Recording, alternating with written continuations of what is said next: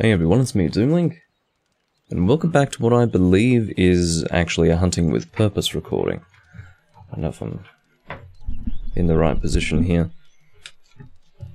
As is always the case, if I've already got a room together and a group together when starting these recordings, this was a bit of a stressful setup process. Alright, let's get to the hunt. Been in the quest for a little while. I had to farcast here so that I could actually finish setting up the recording. I didn't want to leave these guys waiting. It is my understanding, my belief, that they would rather hunt with 3 people minus the host than sit there in the guild hall waiting for me to get ready for the recording. So that's basically what's happening. As far as why this is being recorded in... Oh, damn it, I left my windows open. That is actually quite problematic, because now there's tweeting birds in the background. I will address that afterwards. And by afterwards, I mean after this hunt. As far as why this is in the Hunting with Purpose series, it's because I feel more comfortable doing repetitious hunts while in this series, while recording in this series. And the reason why is because I have an objective here. Oh god, so Azure Rathalos is limping. I'd feel pretty bad to actually get a ruby from him under these circumstances, because I haven't really contributed at all, but in fact I haven't. Like, not a single strike has been dealt to this monster by me, so I think he's leaving. I'm going to carve this tail so that I don't forget to do that. I don't know where Pink Raytheon's tail is. Oh, hello. There you go, Axwell. But, yeah. This is basically going to be me doing whatever quests I need, as far as I'm aware, unless Axwell needs something. He is not actually at the highest hunter rank, so maybe he has stuff that he would like to do. I'm perfectly content to do stuff that he would like.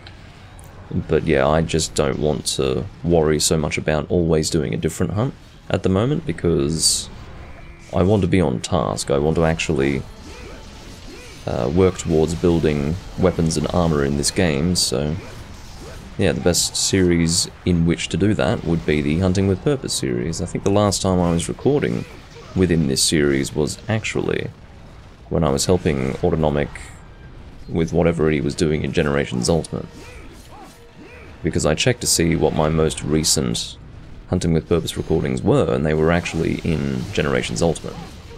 And I realized, well, of course, that wasn't for my benefit or anything. It was obviously for someone else that we were doing, you know, monster farming for. Oh.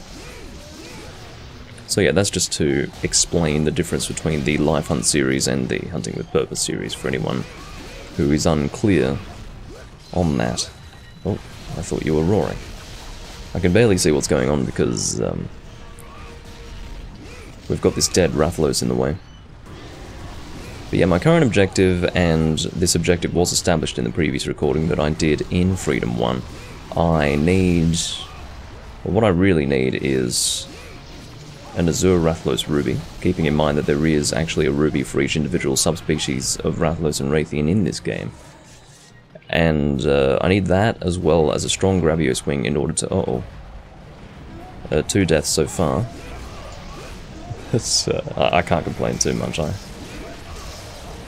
wasn't even here for much of this hunt, so I wasn't really contributing. What I mean to say is that I wasn't assisting in the hunt. But yeah, also a strong Gravios wing is needed, and the weapon that I will be crafting with those materials is the Odyssey Blade, that is the water sword and shield of the game, or at least the best one.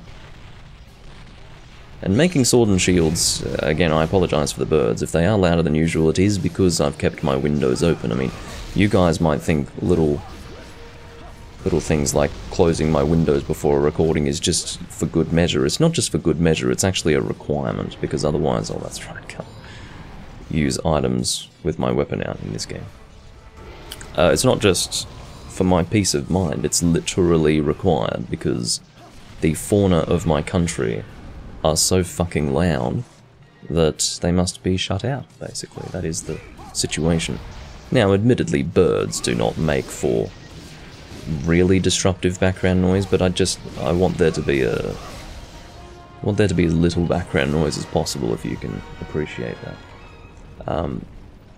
I do apologise to the team for not being here from the start, but at least I made my contribution at least halfway through.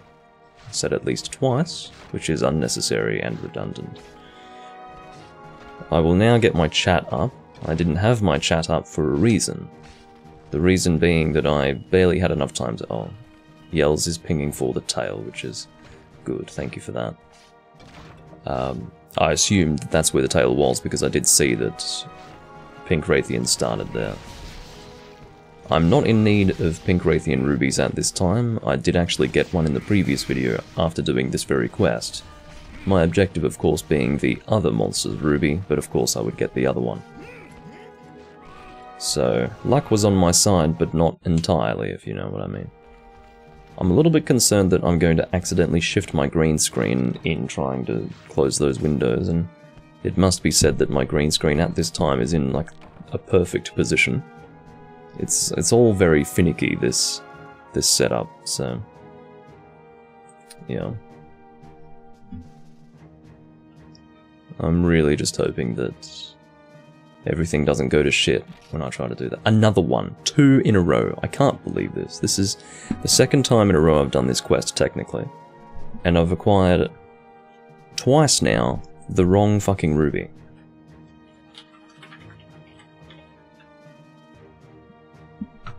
Oh my god. Okay, this is extremely frustrating, but for some reason... Discord capture, come on. For some reason, it thinks that this is explicit. Maybe it's the pink color of the... oh, whatever, it doesn't matter. I mean, I could just screenshot this. Oh. There we go.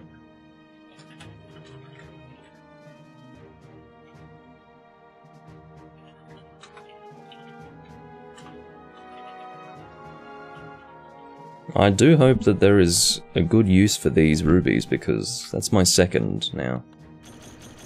After not really trying too hard to get it, so... I don't know. It's definitely frustrating, but it is just what you would expect of this game. You wouldn't expect much better than that. Frustrating as it is. I will indeed save. Oh yes, I do still have the Discord capture up.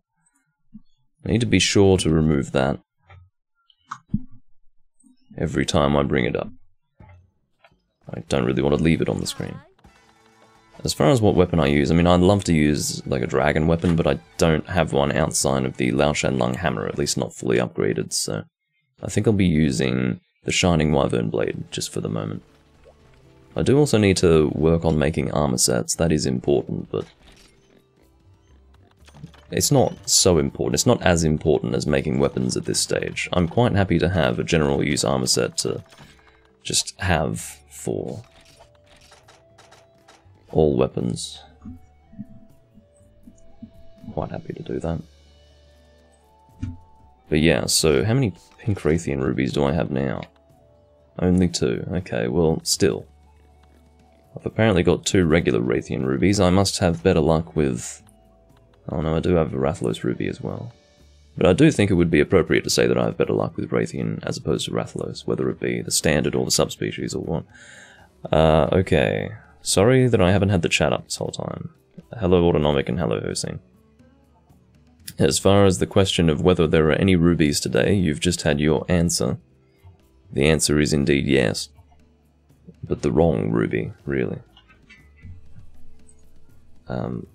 That was apparently Yell's 5th Pink Rathian ruby, so... yeah, I don't know. Maybe they can't really be used for much.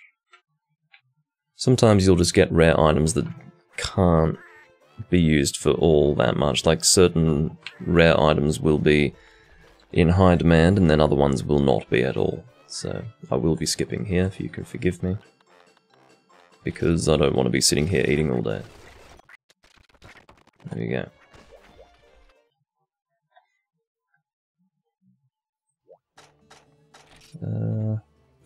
I need... oh no, potions are there, they're just not in the right place. Have I... how many Monster Bone Plus can I hold? They're kind of important. Not incredibly important, but... oh, 99, that's probably enough. Oh, fine. No. Selling your equipment is, or items rather, is not as easy as you might think. Yeah, that's fine. Because obviously, if I can't put it in the box, then it means I need to sell it, but I can't sell it from the box, so I have to go and find a vendor to sell it. For God's sake. I haven't been picking up honey recently, so I will take care of that. It's important that I do that. I'm just going to try to move my... sorry if this makes any noise. I was just moving my microphone cable so that it's not in the way of my mouse. I've explained this before, but my setup is really awkward. Like, really awkward. It works visually, and that's the reason why I do it. But, yeah. It's not fun. The process behind it is not the most enjoyable to undertake.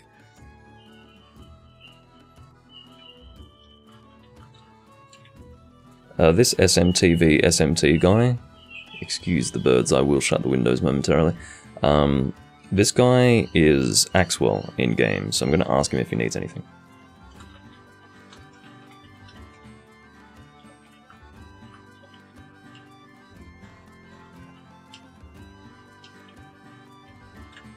In reality, he does need something, and that would be key quests at the very least. If he says Lao Shanlong, I'll be pretty pissed off, I have to say. I'll be pretty pissed off. If for whatever reason the recording ends up being something that's more appropriate for Doom Link's live hunts, I will just change the VOD to Doom Link's live hunts. It's not a big deal, but I do have the freedom to do that. The formats are not so different that I can't just change the VOD name. It really is only supposed to describe what to expect from the hunts in the recording, so...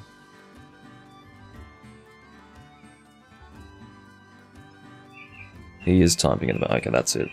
These birds need to shut the fuck up. I mean, you don't realise, but it's like living in a fucking bird sanctuary in this place.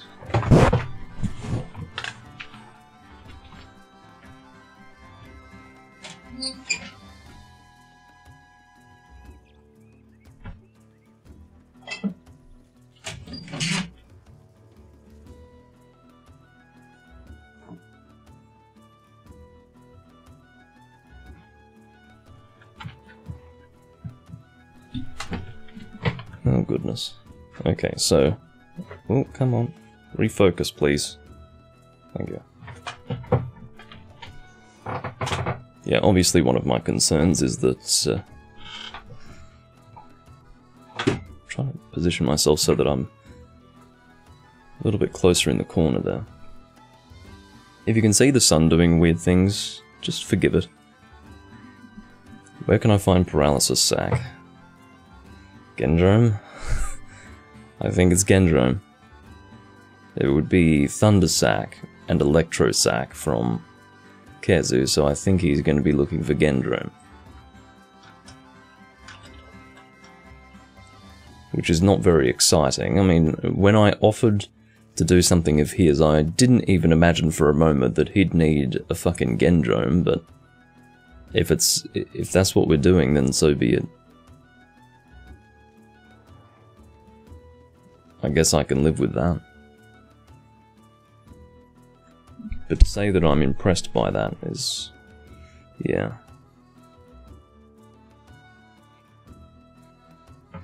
Well, neighbours fighting's pretty bad, yeah. No, admittedly, as far as noises outside, I guess birds... if we were to rate it on a spectrum, yeah, birds would be pretty good. Compared to the other stuff that you could possibly have to deal with in terms of background noise. He wants to do high rank Gendrum. What the fuck, man?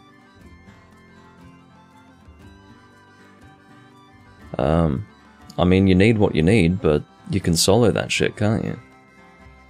I've got nothing against the guy, but it's not very fun.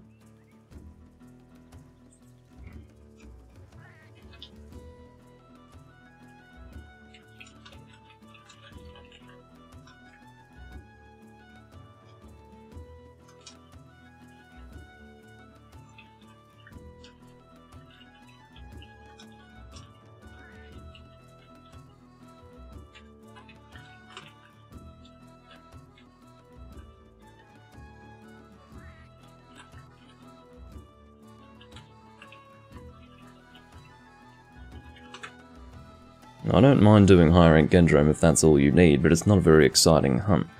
The reality is that that's not all he needs. He does need key quests as well, but yeah, I don't know, he might be making the Vespoid Lance or something like that. It's hard to know. But I do take exception to quests being, I guess, put forward as possible quests for a group of 4 to do when they could very easily be soloed. High rank Gendrum.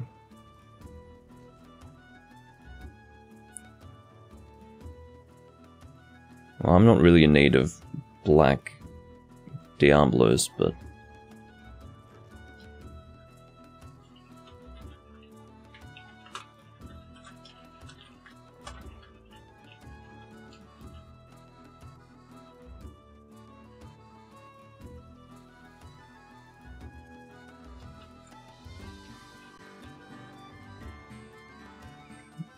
what's that guy's name again? Axwell.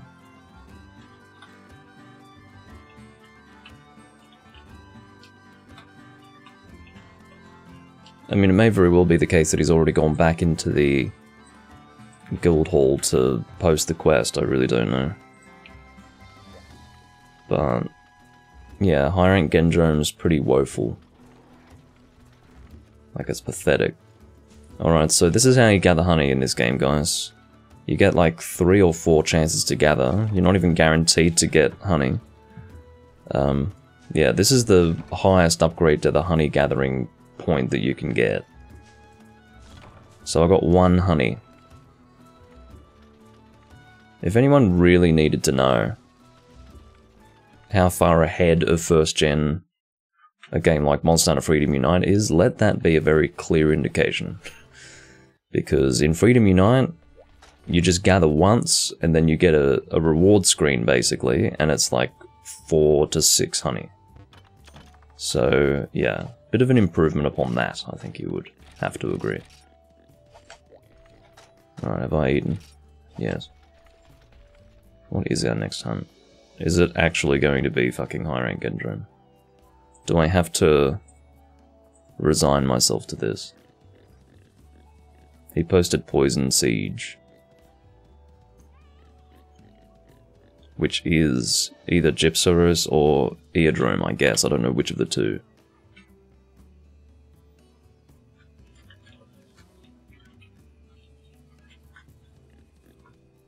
See, I don't exactly memorize quest names, if you can forgive me. Poison Siege. Calling it Siege almost makes me think that it would involve more than one monster, I don't know. Hey, Exia. But yeah, that's what I would have to assume from that.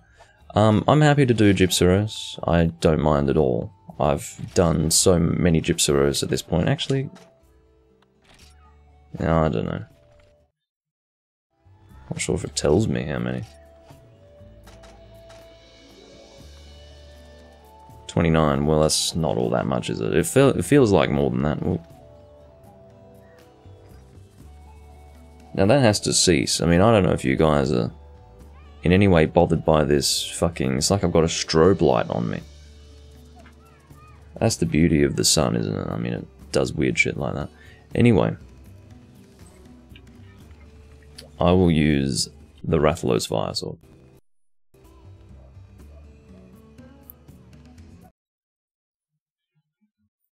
But yeah, the light is a bit all over the place right now. If it stays like that, which it might for the rest of the day, I don't know, I will raise the brightness of my room light. I've actually lowered the brightness of my room light to accommodate for the fact that I do have direct sunlight on me at times. So, there you go. I do apologize for having to gather honey. In that case, it was more like having to gather insect husks. That's more like what I was doing. It really wasn't what I would call a successful honey acquisition. I'd actually be much happier if the sun stayed that way, because then... I mean, the sun is moving, as I'm sure you can appreciate. So if it's just moved out of the way of my window, then... yeah, that'll be much better for lighting. More consistent and less strobe lighty in visual appearance. Does this look better than Unite? It shouldn't. It shouldn't. It should look about the same. Maybe stylistically you prefer this look to Freedom Unite, but it's really not. It's not better or worse. It would be worse if you could compare them. The reality is that the PS2 games do look better than Freedom Unite. Those ones do. The textures are of a higher resolution, and you know, it's for a stationary console as opposed to a portable console, so yeah. Those look better than Freedom Unite. Okay. I did get a ping, I just wanted to make sure it was nothing of extreme importance. Alright. Okay, purple Gypceros. I don't know if it's one regular, one purple. I don't really know what's going on with that. Trying to get the tail there. That's where you really want to be aiming for with a Gypceros. This is a big one, actually. Look at the size of him. I don't know if I'm going crazy, but he looks pretty big to me. I'm doing what I can to hit that tail. I wasn't expecting it to be this difficult. Keeping in mind, I don't know if any of you are aware of this, I'm going to be dropping a few little tidbits of trivia, but just in case you don't know how Old Monster Hunter works, but Purple Sharpness doesn't exist. The first game to introduce Purple Sharpness was Monster Hunter Freedom Unite, so I have the highest sharpness level right now at white. There are a lot of things that were introduced in Freedom Unite that a lot of people don't understand or appreciate. In fact, it wasn't until very recently, when I was actually playing Freedom 2 for the first time, just a few days ago, that I realized the first game to introduce weapon usages on the guild card was actually Freedom Unite. Have you already broken his... wow, that was quick. Can't believe it. Don't know what Axwell's doing, but if he could get over here, that'd be pretty stellar. Maybe he's mining or something. If I could hit this monster a little bit more consistently, that would be great. I'd be pretty happy with that.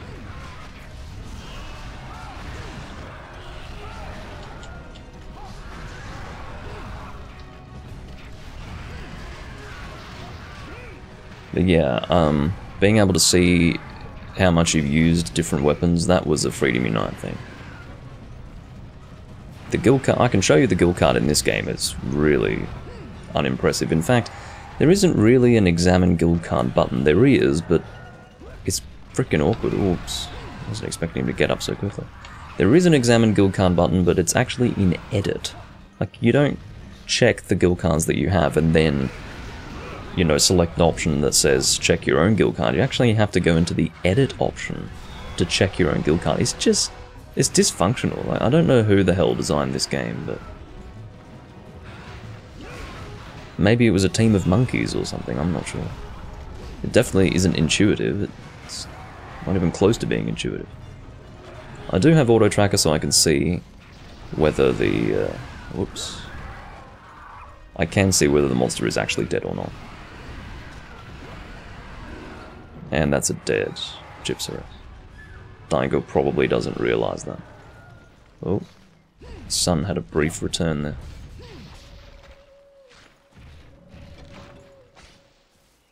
It can at times be a bit unclear as to whether or not he's dead, but he is dead at this point.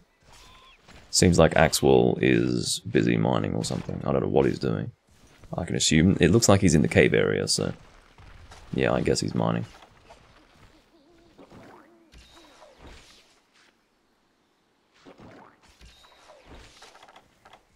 Alright, so I think what I'll do, just briefly, it won't take long. I just need to raise the brightness of my room light, I think.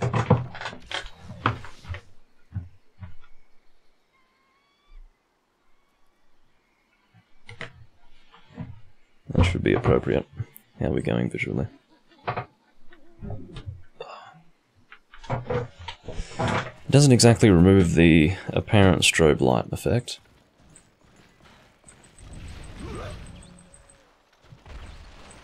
I don't really need to be upswung, Daigo. That's not really helpful to me. Although I'm sure he doesn't want to solo the monster because it might look as if both Axwell and I are not contributing. I have to say, I'm not impressed by the fact that Axwell is at his keyboard yet unwilling to hunt. I find that really annoying. I'm here to help you, not to carry you through the hunt. Really. It's not... oh, I should not have let him host. Fuck, that's terrible. He's got really bad internet. Daigo's internet is just terrible. His ping, he checked his ping, and it was so wild. It was like 150 to 800.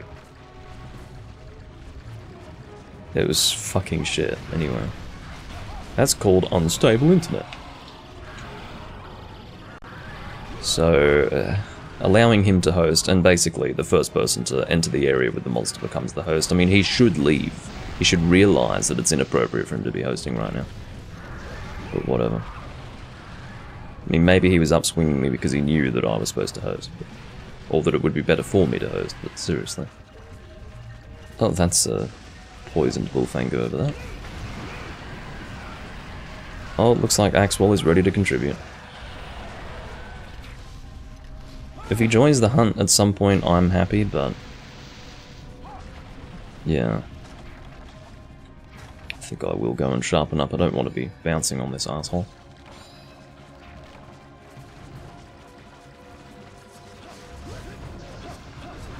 Oh, looks like Corey is here, so we'll have our fourth hunter. That is if he's not hell-bent on fighting Lao Shan Lung and nothing else. We're actually in the same boat now, Corey and I. We're both trying to make the Lao Shan Lung greatsword. The one that requires 2 rubies, which is just ridiculous. Absolutely ridiculous. I don't know whose idea it was to require that. It's a downright insult.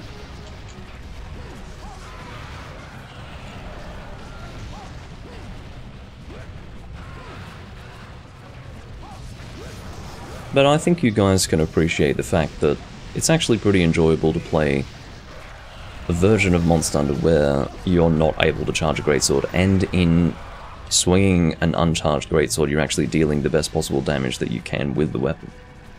As opposed to just, you know, castrating the weapon by not charging it.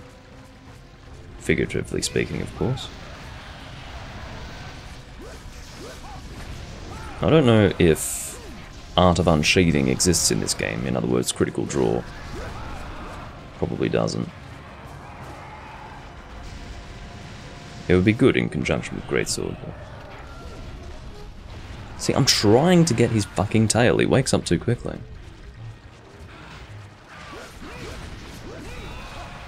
Ah, very good, very good. Daigo is on that tail, and so am I. Trying to be on that tail anyway. There you go. So the reality is that, in terms of physical weakness, a Gypcero's tail is one of the biggest weak points of any monster in the series. Both elementally and in terms of cutting and... well, at least in terms of cutting. Maybe it's more of an elemental weakness, I can't remember now, but it's a serious weak point. One should always aim for it wherever possible. Alrighty. I'll show you a dodgy thing that I do. Let's go into the bot commands channel. Alright.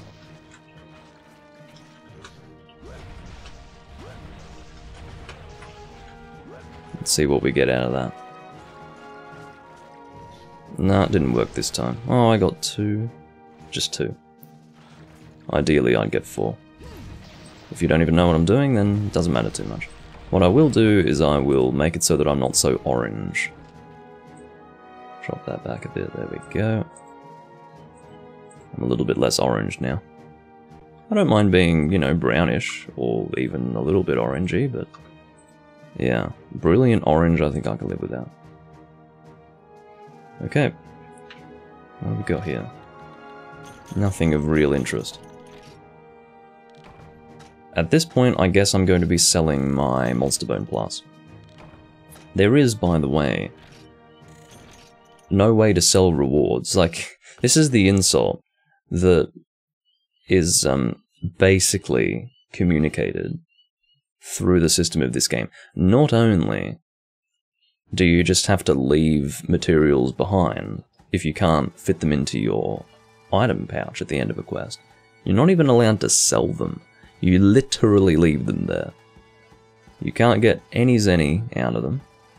They're just rewards that you can't have. Like, whose idea was that? I can't believe it. It's... Anyway. There will be moments in time where I just sort of sit there in exasperation while just imagining whose thought process resulted in this game that I'm playing right here. All of its little quirks and bizarre design decisions were the result of an actual person sitting down going, oh, let's do this. When you think of it in those terms, it's actually disturbing. It's like, what the fuck were you doing? Anyway. Another little bit of trivia. The first game to have an animated... Well, actually, no, I think that was DOS, wasn't it? I think DOS had the first animated loading screen. Because technically this game... Oh no, which one came first? This came before DOS, didn't it? So... Yeah, I think this technically released in the West after DOS. But... in Japan, yeah, this came out before DOS, as you'd expect. It is a first-gen game, but yeah, so therefore, this game was the first to have an animated loading screen, where the actual now loading sort of bobs up and down like that. We'll ask Kore if he wants to hunt.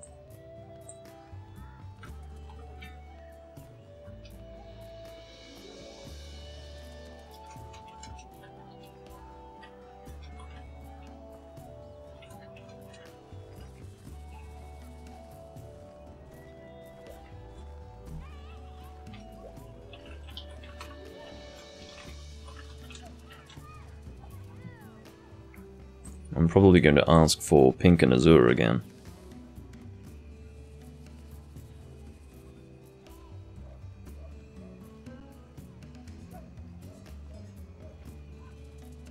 Because if I can get that Azure Rathalos Rupee, I'll be a happy fella.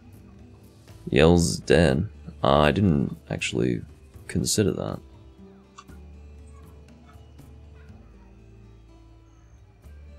Oh, I left without him. Oh dear. I don't know why I didn't even...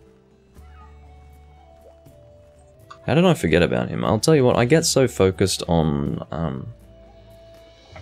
the hunt and the recording process that I can...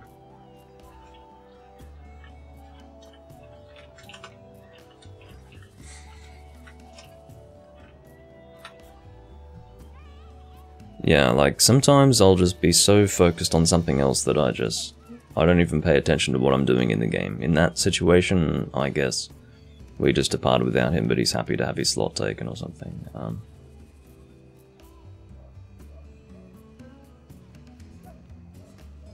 Yeah, that was pretty weird. I don't make a habit of doing that, of course, but every now and again I do just completely forget these things.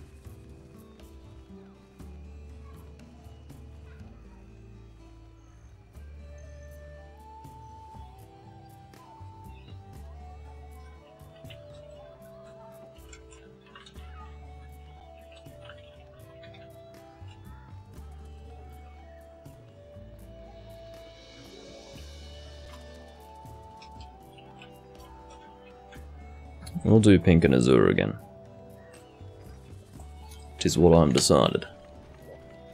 As far as what would be fun to use... yeah, let's bring a hammer. May as well. Dark Punisher. I've got another option when it comes to hammer. I have the Nocturne Gigaton. It's very strong, but the sharpness isn't amazing. Depends on the hunt. I do enjoy using it, but in this situation I think I'd rather use this hammer. It's a very good hammer. It's quite functional, particularly for this hunt, because as I understand it, Pink and Azure in 1st gen are indeed weak to Dragon.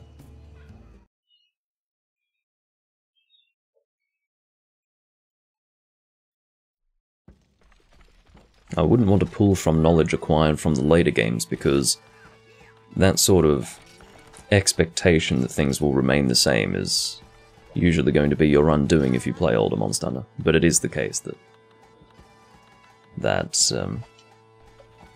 coheres with the future weaknesses of the monsters.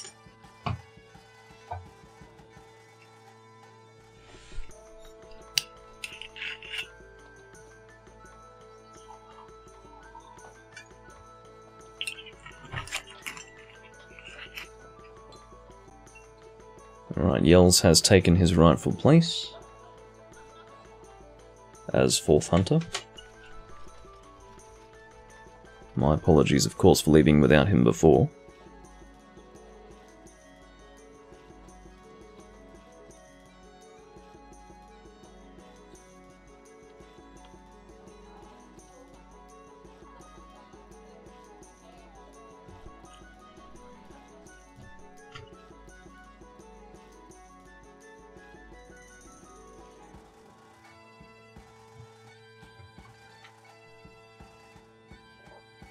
Unfortunately, communicating with him is not all that easy, because he can't actually talk in the Discord while he's in a room, because he's a phone user.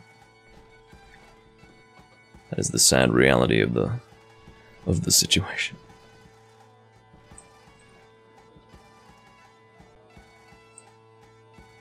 Oh, very nice. Looks like he's been able to make... Hold on, I'm trying to see how this looks. Oh, you can't see the entire screenshot, only part of it. But, yeah, basically, he's got everything he needs for the Venom Master Hammer, which is good. I've never really wanted to make the Venom Master myself, but... yeah, I'm sure it's a good hammer. I'm sure it's something that I will work to make in the future. I would have to evaluate its effectiveness, but it's probably fine. I actually don't know what Sword and Shield Axwell's using. Let's check. Player info. Black belt sword, I see. That's actually a fine armor set. Nothing wrong with that armor set. Although I think, is that technically high rank? What's Pink rarity again? Yeah, it's technically high rank. Is Pink rarity 3? Is it rarity 5? I think it's rarity 5.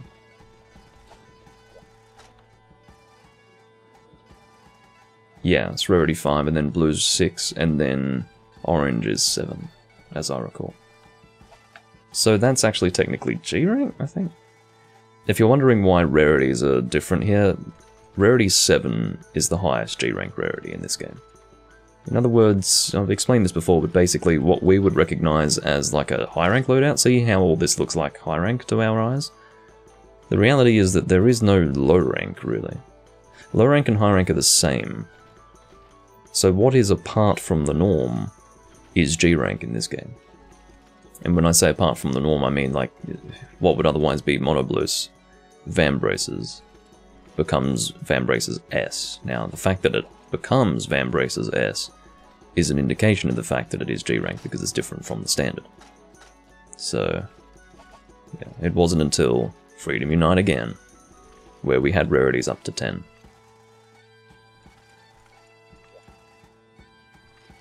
Dios hasn't taken up a room, or taken up a spot in the room, because this online hall can actually hold as many as 10 people.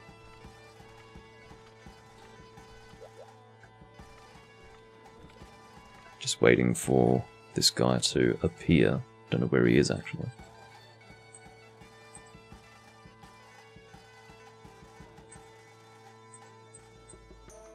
Ron asked me in my server how long I was planning on streaming today. Probably just 2 hours. That is what I would imagine.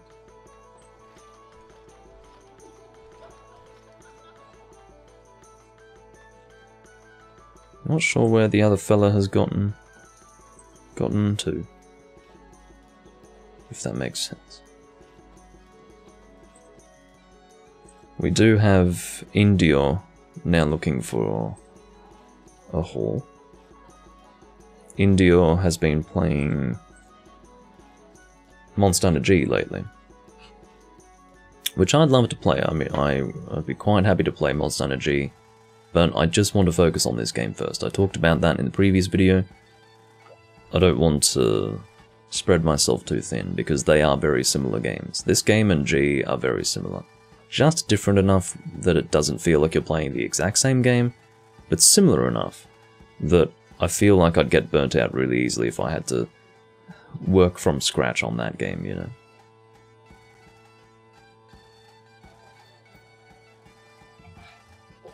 And I feel that I would get sick of this game faster if I were to play G right now. So I don't want to do that. I'll focus on building up an endgame character here. I don't know what's happening with... I think Yells is going to check to see what's going on. He's going to disconnect briefly. Why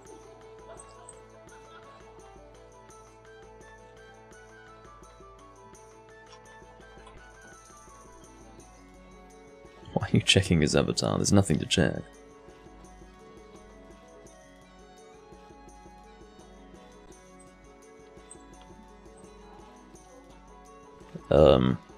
If he has disappeared without letting us know, then I'm quite happy for Indio to take our spawn, or take his spot, and join us on this quest. Oh, he's still here. He's typing now.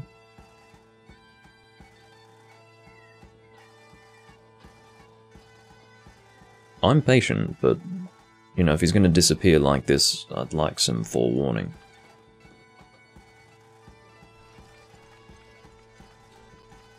Did he return? I can hear someone running around.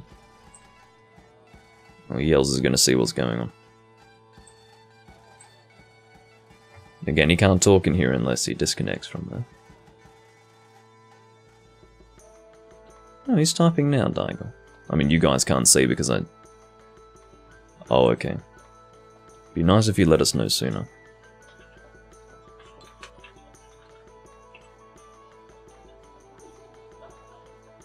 I am prioritizing Indio over Corey at this stage because I don't know when Corey is coming back, and Indio only just checked to see who was in the hall, so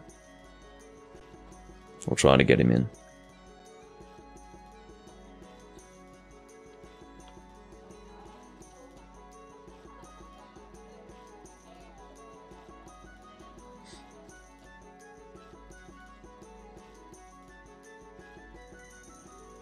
Patience is the key. Oh, there's apparently a Hunter rank 1 guy in this room, so I didn't even check to see what his rank was, but this Dios guy is apparently Hunter rank 1. I don't really feel bad for him if he doesn't even attempt to communicate. It's hard enough when you are completely communicative as a Hunter rank 1, but if you're just going to stand there and hope that someone joins your quest, it's a bit hard to render assistance, honestly.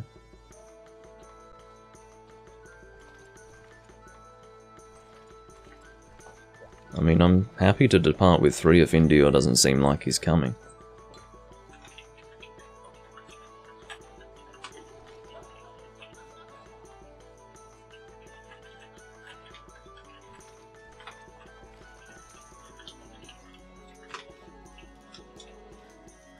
I guess this information is really only for Daigor because Yells can't read that.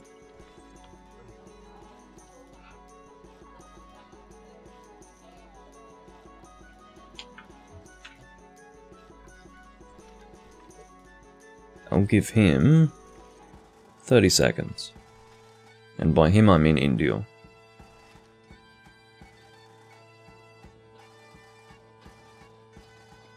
Daigor says I have patience. Yes, I do.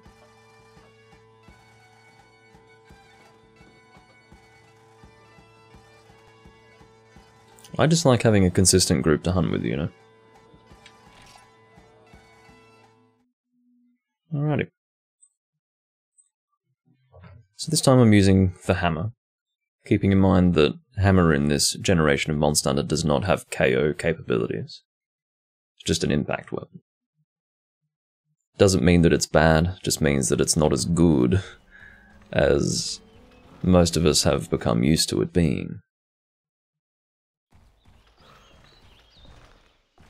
At the end of the day, it's still an effective weapon for hitting the head. I'll go this way. I'm staying the hell away from Area 9. I could have gone through it just to show you the misery of it if you haven't seen it, but Area 9 is a sad place. It's a place where sad people go to die. Because it's just... there is no joy in that place.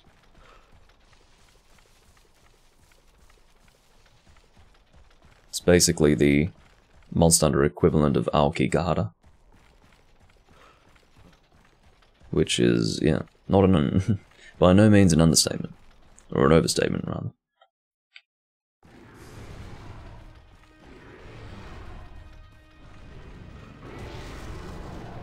Alright, so...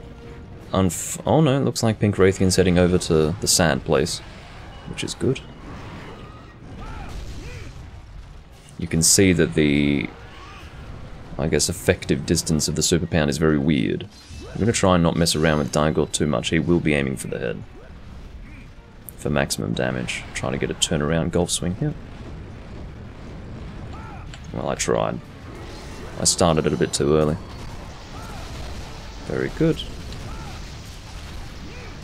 Broken head, which is nice. But yeah, it might be strange to see me swinging a hammer on a head without any indication of KO. Not only is there no indication of KO, there simply is no KO. So, that is the situation. I'm sure lag compensation would have dealt the damage, unless I'm the host. I don't know what I am right now. Probably. No, I'm not the host. I wasn't the first in the room. Oh. It's going to kill my stamina doing that. So that sound was basically him doing a claw attack, but if he can't actually make contact with anyone, there you go. If he can't actually find the target, he'll just do his claw attack in the air and not hit anyone. You need to be in the right place in relation to him for him to actually go for the claw attack.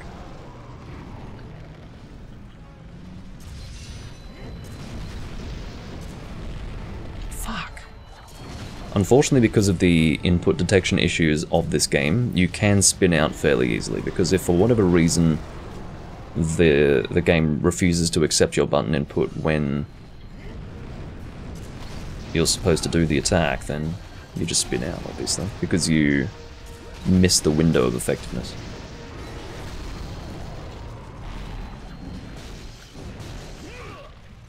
That's your level 2 charge, by the way. It's technically an upswing still, but it's a 2-part attack, and doesn't have like a big advanced capability. Oh, I don't have the stamina for this. Oh, I do. Bastard. I was a bit late with that. This would be a Rathalos X here. Blue Raytheon.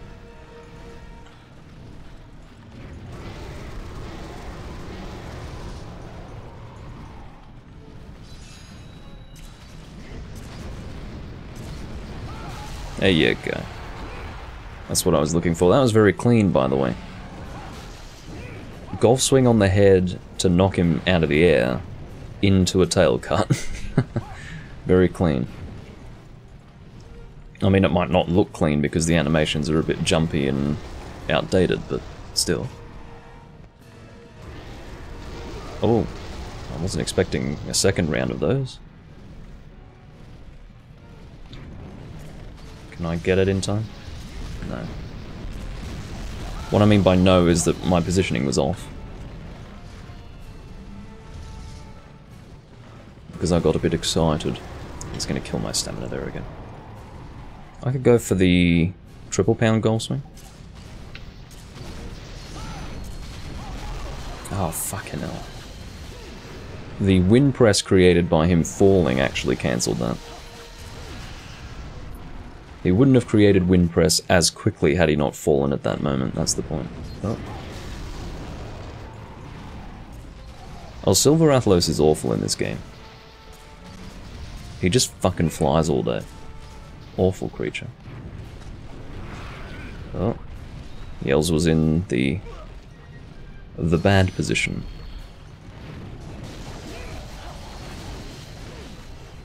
I'll tell you what, this Rathalos has been taking a bit of a hit.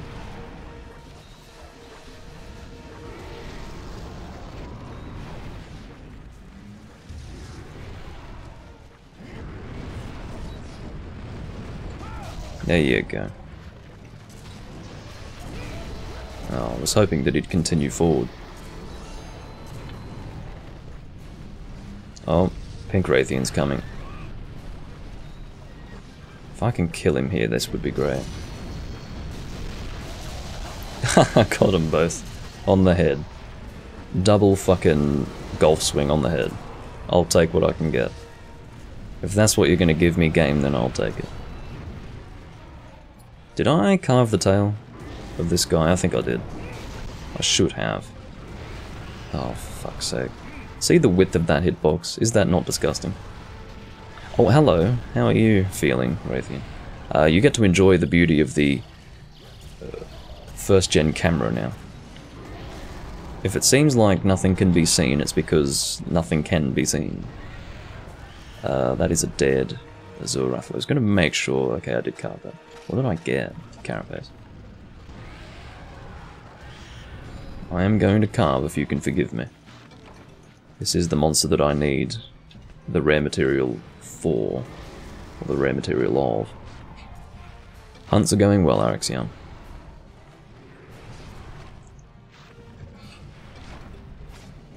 Or at least as well as they're gonna go. Might actually sharpen up just to keep myself at max. Sharpness is good on this hammer.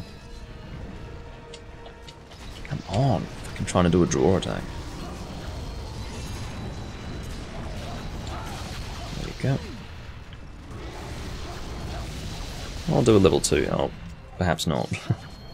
I'll do a nothing. There you go.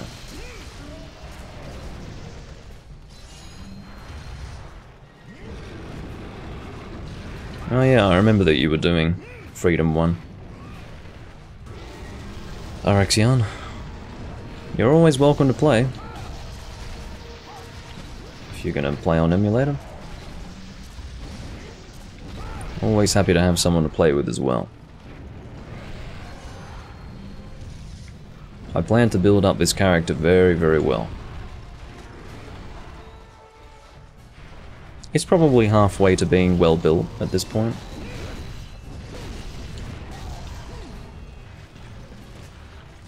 You get away from me. I might actually heal. No, I have to take opportunities when they come. Oh, I would have, but the game refused to accept my button input, so never mind. I'll go back to healing. Yeah, Pink Rathian is not a pretty one. Let's do this because I didn't think I was going to get that golf swing, and I would have been right. Don't! Of course, if I had high-grade earplugs, I'd be pretty happy, but... High-grade earplugs is mostly reserved for... In fact, it is entirely reserved for Yian Garuga and Kirin in this game, in terms of armor. So...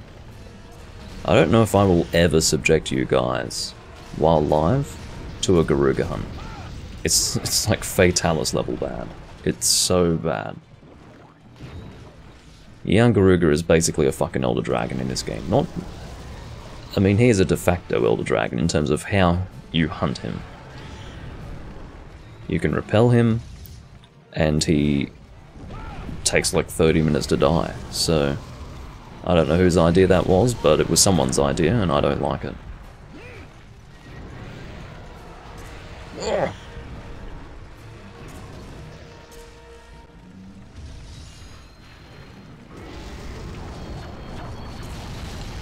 Fuck, I just missed that. Sorry, Daigor, but that's your instant karma for knocking her down. Just got that wing. Not quite what I was trying to hit, but whatever.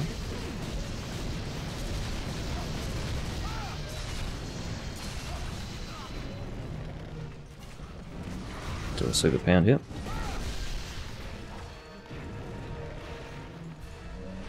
Oh, whatever. Thought I saw a shiny, but perhaps not.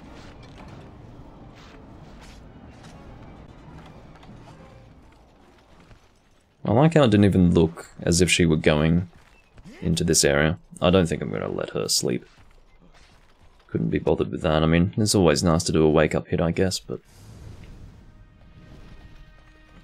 I'm out for blood. Do a turnaround super pound if I can. Oh no. I find that a turnaround super pound helps when the monster turns around.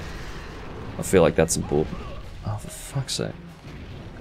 The reason why I stopped that combo was because the game refused to accept my button input. It was like, no, you didn't press that button. You're not continuing the combo right now. That's not happening. You lie. Fuck off.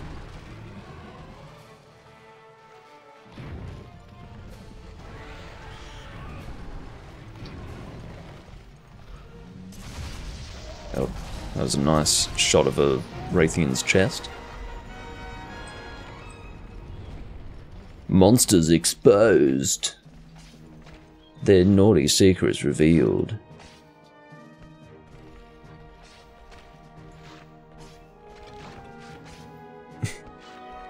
Imagine carving a fucking G-rank pink Raytheon and getting a Wyvern Claw. Hello? I don't think that's really what I'm looking for right now.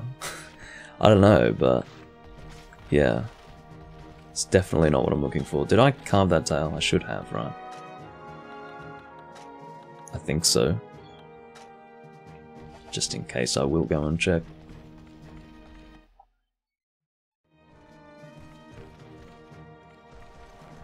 Not taking any chances today. Okay.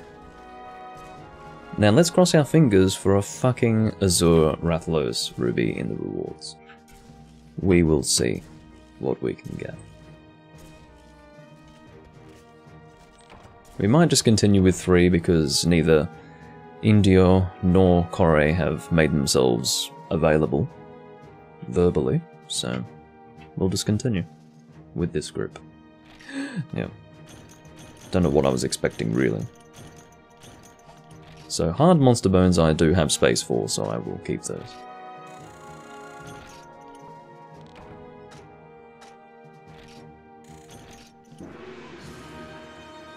As you can see, Raytheon...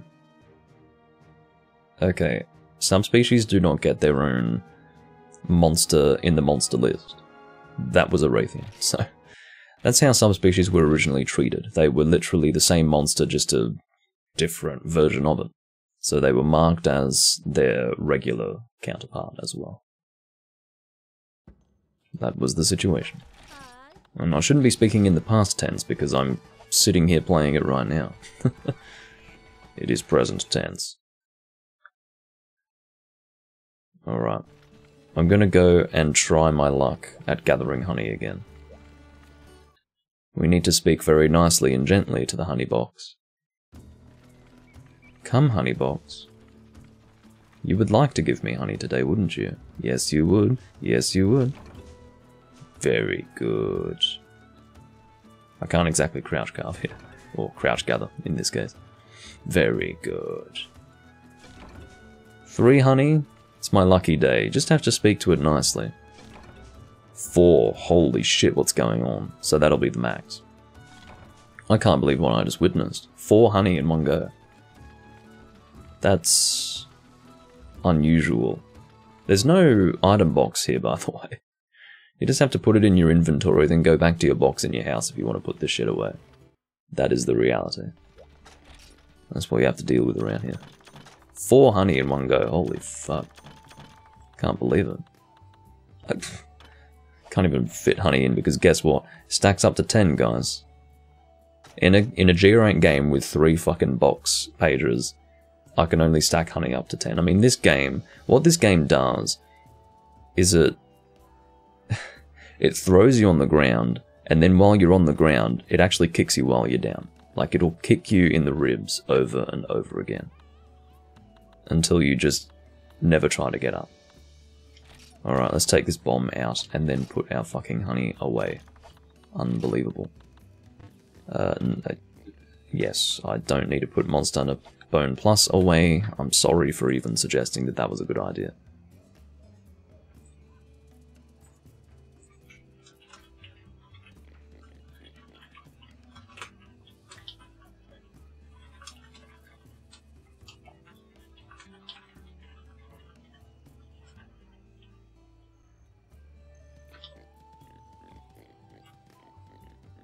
Alright.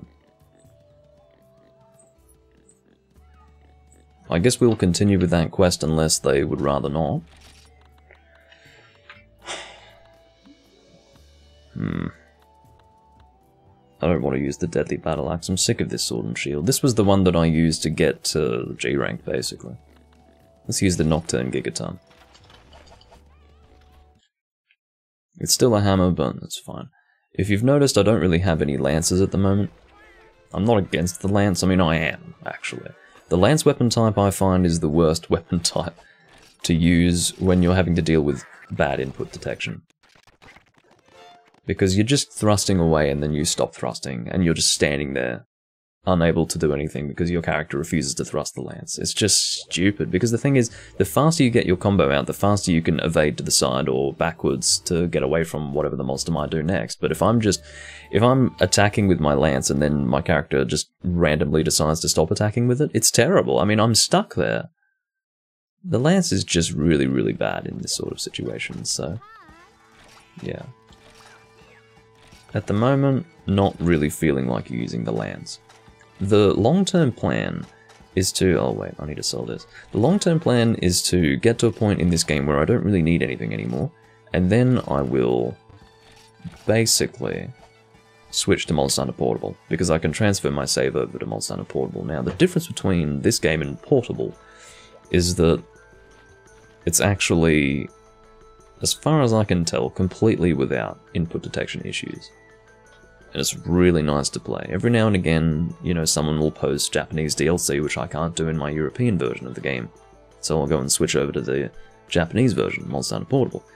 And, oh my god, it's a different experience. I mean, it's still awful. It's still first gen, but at least I'm not having to deal with poor input detection. It really is adding insult to injury when you're struggling with just the normal difficulty of the game, and then on top of that, your weapon won't even do what you're telling it to do. It's extremely frustrating. Daigo is not even loading into the area. Unbelievable. Looks like he's got the same skills as I do, but he's used full kit in for it, as well as the plaque piercing. What's going on? I mean, this is obviously much better for defense, but yeah. Alright, what's going on?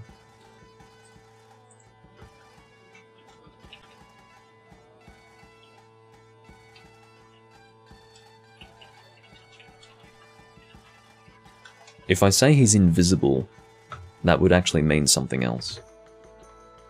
Just gonna screenshot this.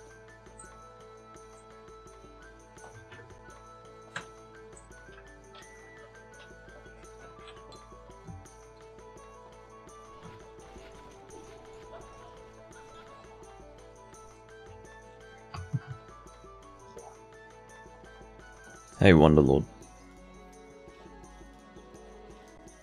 The reason why I say he's visible yet also invisible is because if you say you're invisible in the PSP games, it means that they're not visible in the guild hall, like their name will not be there. But I can see his name, and I can see that he's joined up on the quest, but his character is not loading, so that's not a good sign. Looks like he's going to try and reconnect. Yeah, it's just not a good sign, because it means that we might have problems connecting together. I'll let him know that I can see him now.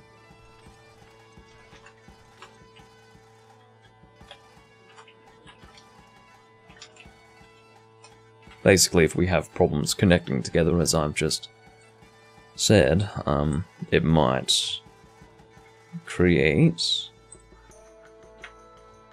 a communication error, which we do not want. Let's go. Only me cutting tails. Oh, sorry, Daigo. I should assist in that.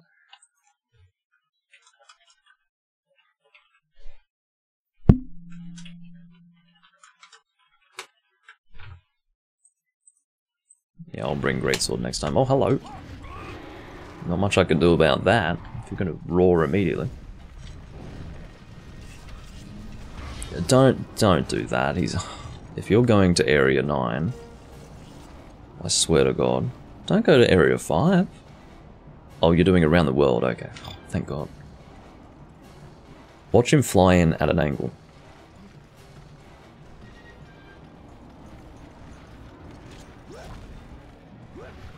Is he going to be on an angle? No, he's not. Sometimes they fly in at an angle, like they'll literally fly sideways. It's really quite ridiculous.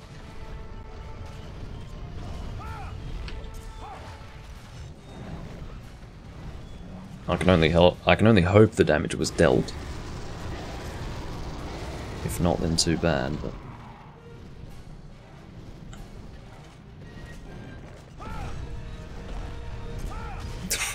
Just out of range, huh? Okay.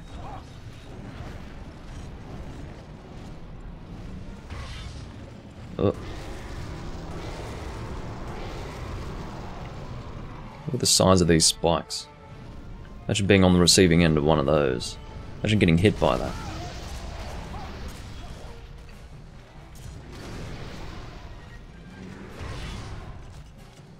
But yeah, the first person to make themselves known when we're available to get started with a new hunt, they'll get the 4th slot, because there were 2 prospective hunters that have really just gone.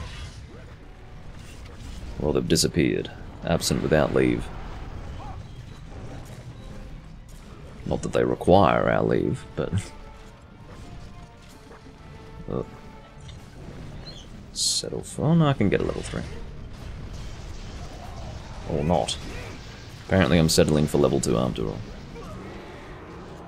Shut up.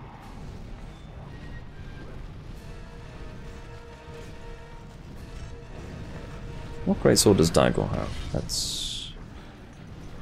one of the Lao Shan Lung greatswords, I think. Don't know which of the 2 it is.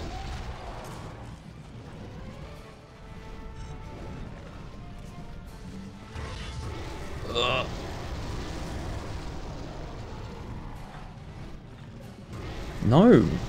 He's gonna kill my stamina.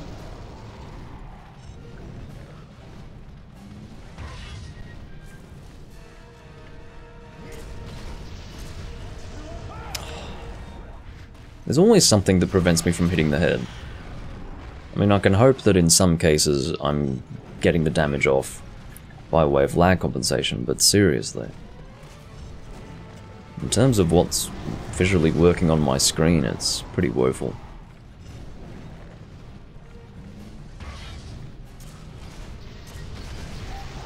The tower is from Monster Hunter DOS, Wonderlord.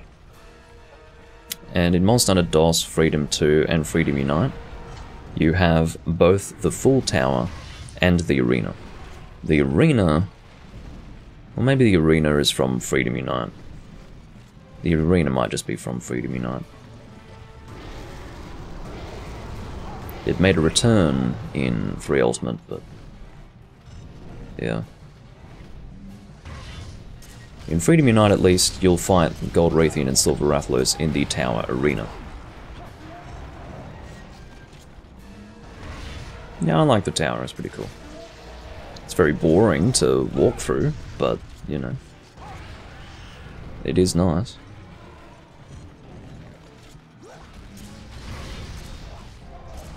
The first time Lunastra was revealed was in DOS, on top of the tower.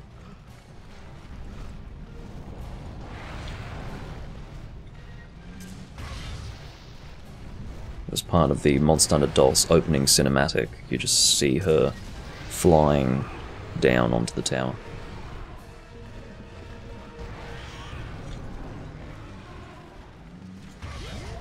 Oh, of course. You see, like, I'm setting myself up for the turnaround and then he flinches. There goes Yells.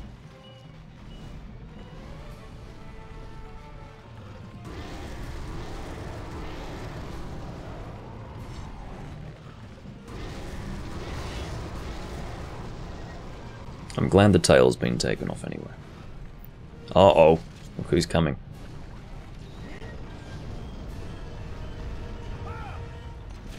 Just out of range again. I don't know what Pink Raytheon's doing. Pink Raytheon's flying off again.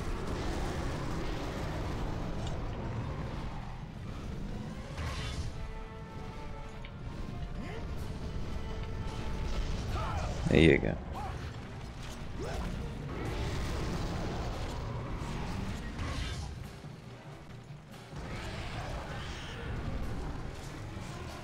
I'll go for the turnaround. There you go. It couldn't have been better timed than that because I was too far away physically. Couldn't have done it sooner than that. I would have been out of range otherwise.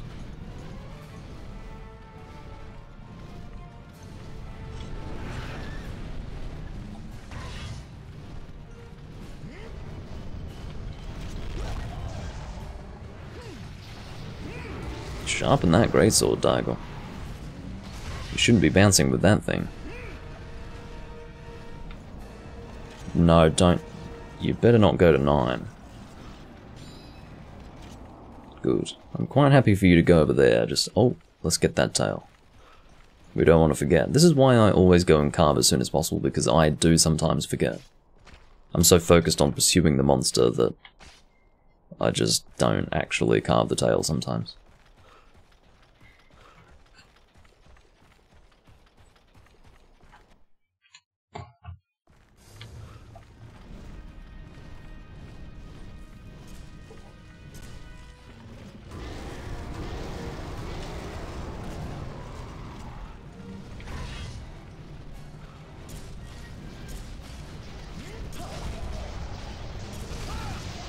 There we go. Good night, Rathalos. I don't want to fight Pink Raytheon in there, but if we do, if she is still in there when we're ready to go, you guys will get an experience at least. You'll get to understand why I so vehemently decry Area 9. Let's do it. You're about to witness the pinnacle of misery. This camera angle, can't do anything about it. But first gen players have developed a real thick skin. They don't mind it. I do. I mind it a lot. Like, what the fuck? It was not intended to be this way, by the way. Capcom admitted some 15 years ago that it was a bug that they were not able to fix in first gen.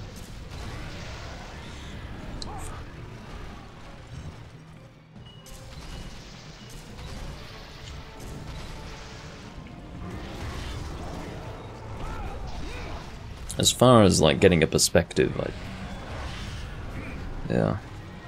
Oh, I'm a bit out of range here. I'm getting a good hammer in the face, though. It's one of the rare times I've used a hammer in this area, at least. Bit of a new experience.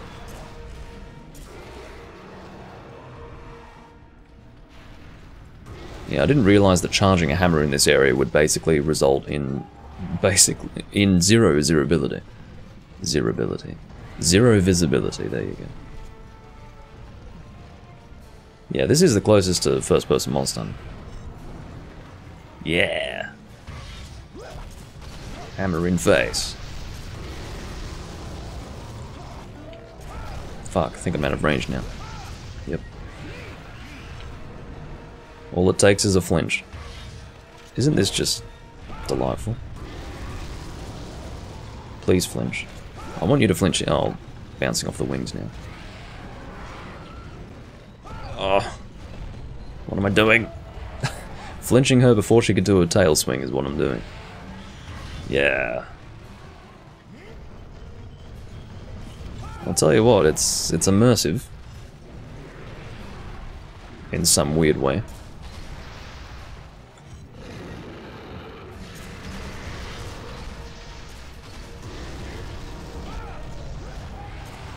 Thank you for the tail cut, although I'm not in need of any Pink Wraithian materials at this point, but you know, I may as well do this. The reason why we're doing the double quest is not just because there may be, and I think there is, a higher chance of acquiring Azure Rathalos rubies, but it's easier to do this. Single monster hunts in first generation are considerably difficult. Not only do the monsters have more health as single monsters, they actually hurt more. They deal more physical damage to you. As well as that, double monster hunts have almost no small monsters in the location, in the locale, which is great because small monsters in this game are very problematic. They will jump on you and molest you violently, so it's very helpful to do the double quest. You did see in the double Gypceros quest that there were Bullfango around. Again, it's not like a rule that there will always be no small monsters in a double monster quest, but usually it is that way.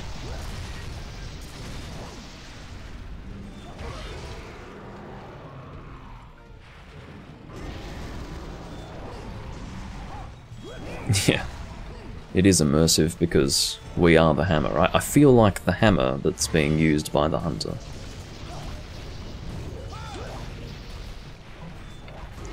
Again, I don't actually have an issue with being upswung at all in this game because, you know, in the later Monster Hunter games, I always tell people to, well, I don't always tell them, but I will at least make it part of my rantings to say that people shouldn't upswing for the reason that it's not a very good attack in the first place. So not only is it a shitty attack, but it also runs the risk of sending your teammates flying, which is terrible for DPS.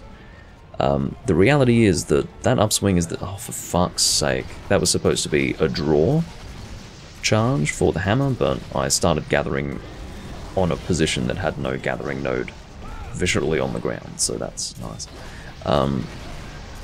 But yeah, the upswing in this game is actually the second most damaging attack of the Greatsword, and you can't charge it. So, yeah, like, the Greatsword cannot be charged, so really I don't mind people using the... What were you pinging for? Anyway, yeah. Upswinging with the Greatsword in this game is perfectly fine. There are still some people who take issue with it. I think what it comes down to is that you're still messing up your teammates. It just means that you have to be more responsible with the way in which you use the Greatsword. You can't just go around upswinging the whole team, you just have to be aware of your surroundings. The point is that there is more of an allowance to be made for that sort of behaviour, as compared to, say, 4th and 3rd gen Monster Hunter.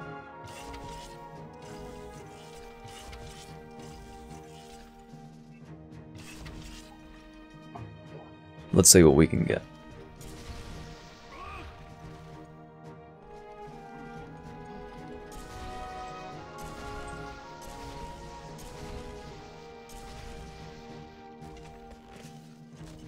Oh. Looks like his comment has actually gone off the screen. I didn't realise that... Well, I can make it cover more of the screen, I guess. I can... No, it's probably fine.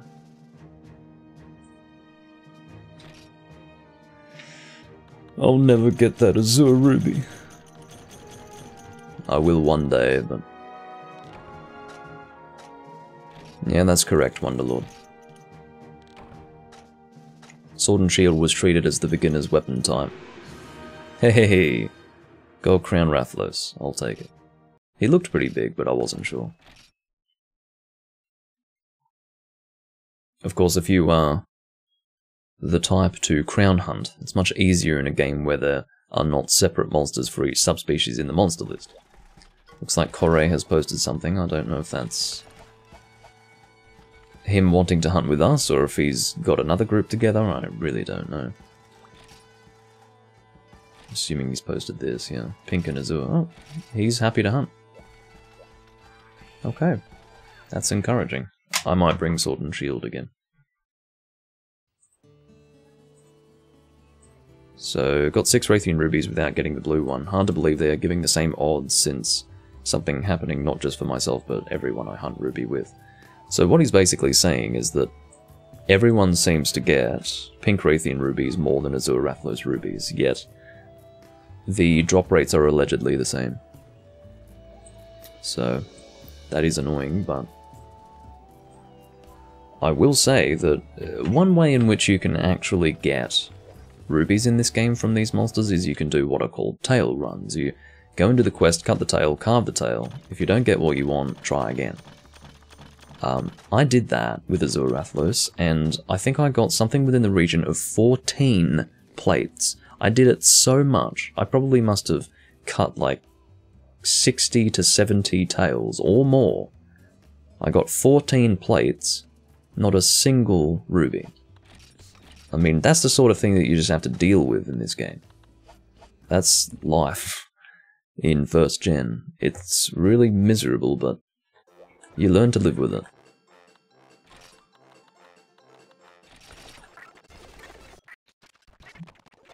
Again, I apologise for the speed ups if you don't like them. Sword and Shield?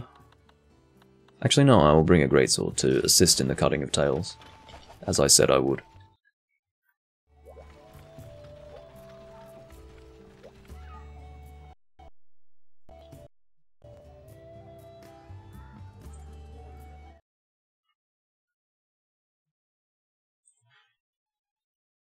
I'm gonna let them know how much I suffered.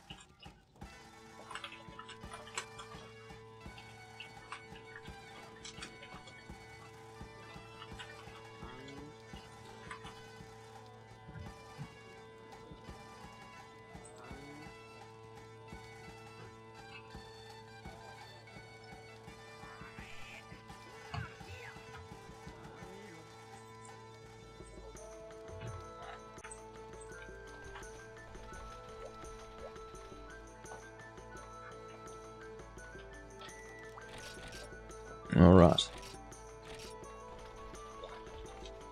Of course, we will be aiming to cut the tail, even though the chances are fucking shit from the tail, apparently, but yeah, it's another chance to get it. Oh yeah, I said that I would show you, you can check quest and see who's readied up on it and all that. This is how you check your own guild card in this game. Okay, you go to guild card. Examine, edit, and give. Huh. Where's the... Oh, it must be examine, right? Examine your guild card. No! You end up checking everyone else's guild cards. Okay, well, is there a button here to check my own? Confirm to select that? Return with circle. Delete with select. Okay, so there's nothing here that allows me to check my guild card. Well, where would it be? It couldn't be in give, because that's to give, so... You press square in the edit screen.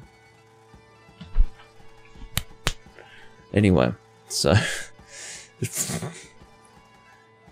is my guild card.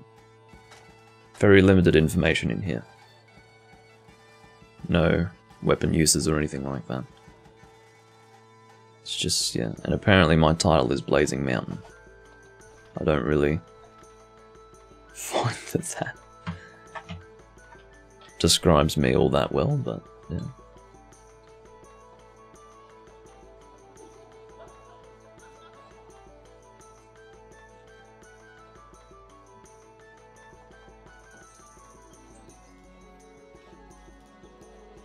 What?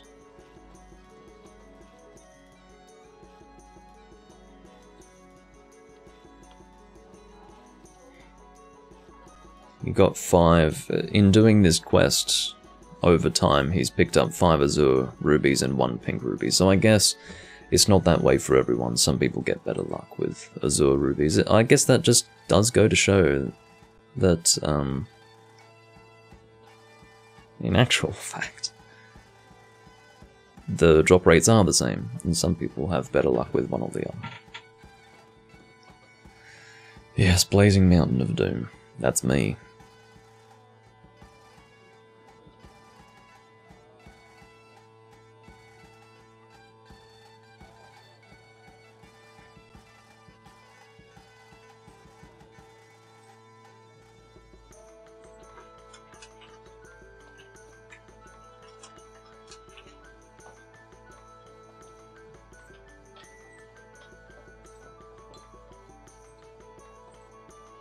I don't want to keep Corey waiting for too long.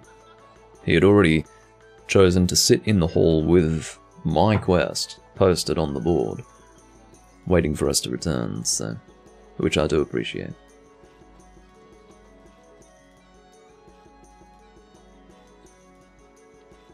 But yeah, this is the reason why I'm doing this in the Hunting with Purpose series. It's because it's the same hunt repeatedly. It's probably not as fun as what I would do in the Life Hunt series, but I'm doing this for a reason. I'm trying to get an Azure Rathalos Ruby. It's hard. It's really hard.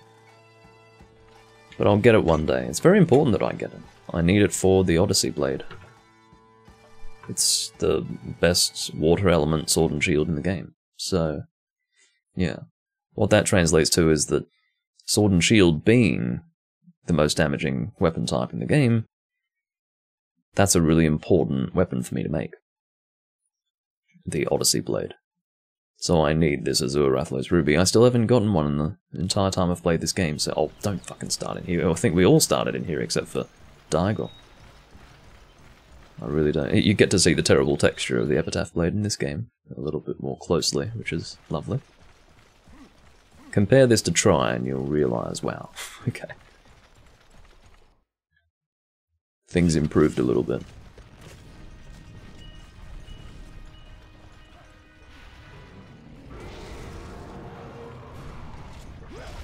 I'll try to have instant fucking broken head. Oh. Yes, I will be aiming for that tail.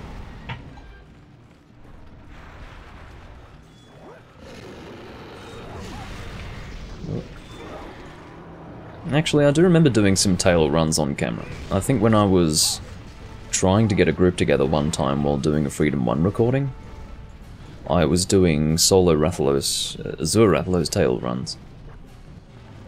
And it was annoying. Why? What, you want to do pink or what? I don't mind, but Corey's pinging in there, so I don't really want a two-man with Daigor, so I'm going to go over here. It's Corey or the highway around here. That's how it is. He doesn't really care about hunting with the team. He'll do it his way, and if you can either do it his way or you can go home.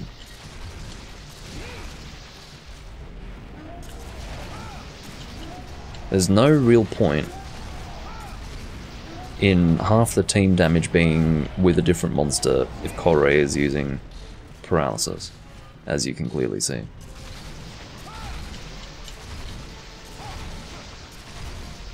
I'm a bit worried about him doing this with Azure Rathalos. I do need to have that tail cut.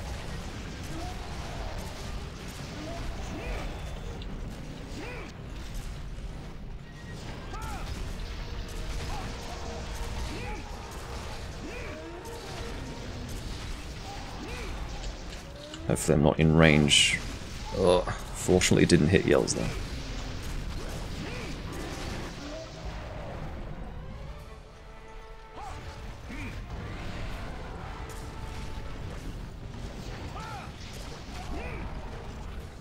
You can see the incredible hit lag on the head when you hit it. It literally freezes the sword in place for like a second and a half.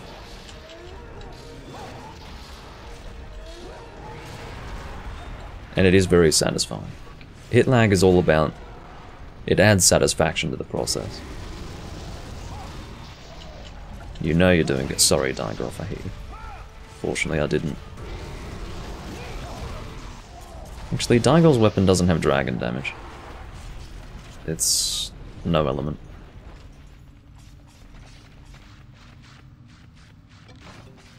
Well, that's absolutely not true, Hossein. In all Monster Hunter games, you can inflict status on monsters while in a trap.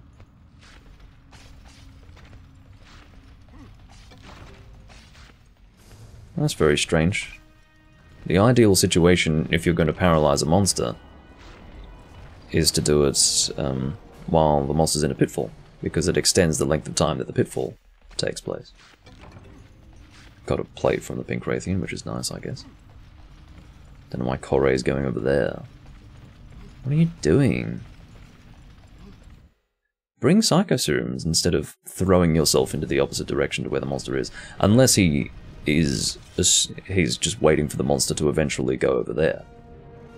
It's possible that that's how it will happen. As you can see, this is why gunning is good. I'm just not gunning because it's a bit boring to use the same gun the whole time.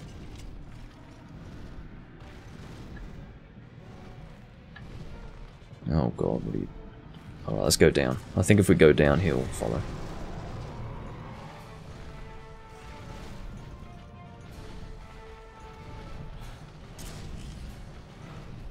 Get that tail as it's coming down. Yeah, we both have the same idea there.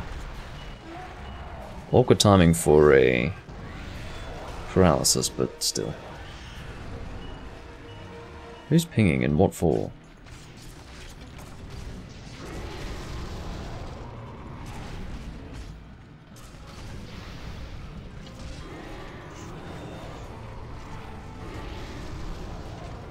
Gonna get his bloody head, yeah. Hopefully, sorry Daigo, fucking hell.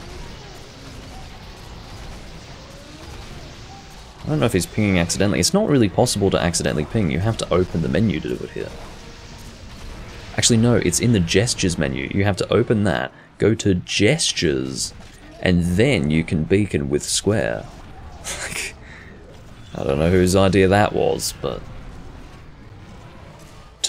or technically 3 steps to beacon in this game, when it should be used in, you know, pressing situations.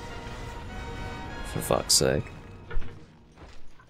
So I don't know how he could do it accidentally, which leads me to question why he was pinging at all. I don't know. It's a bit weird.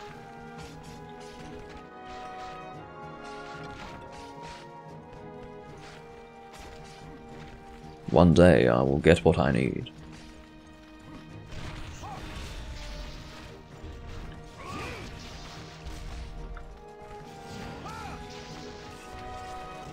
It could be that Korei's greatsword is better than mine for raw damage. I don't know. I don't know what the stats of his are.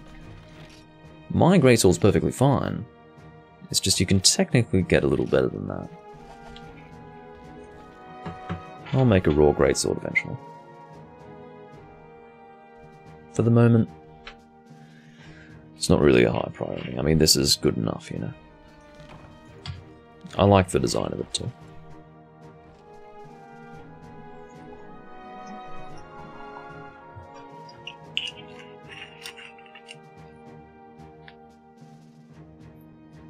Crossing our fingers?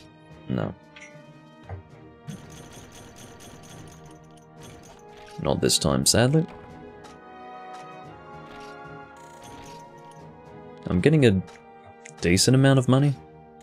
The amount of money that you need to craft things in this game, by the way, is ridiculous. It's totally unreasonable. It's downright unfair, considering how little money you make from completing quests.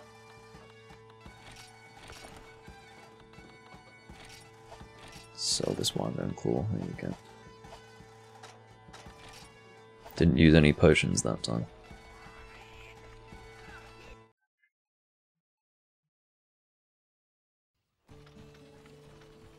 I'm not going to go to the honey box today.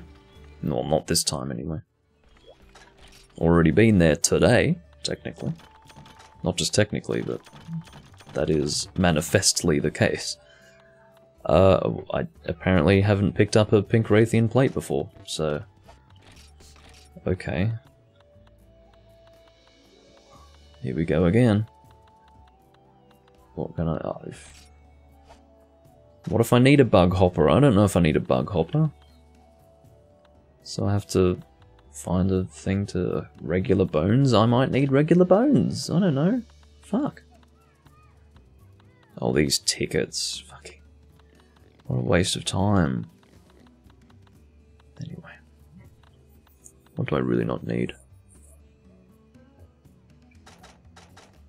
Yeah, okay, I'll take out the barbecue spit. Fuck that thing.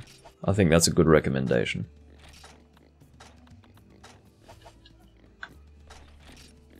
I can't be putting things like barbecue spits into my bloody box in this game. Also, welcome, Born in Kokoto. Okay, let's eat again. Speeding up, of course.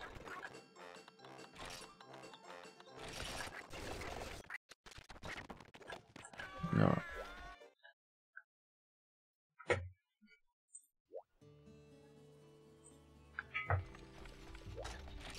I guess we can continue with this setup. I would be happy to gun, it's just...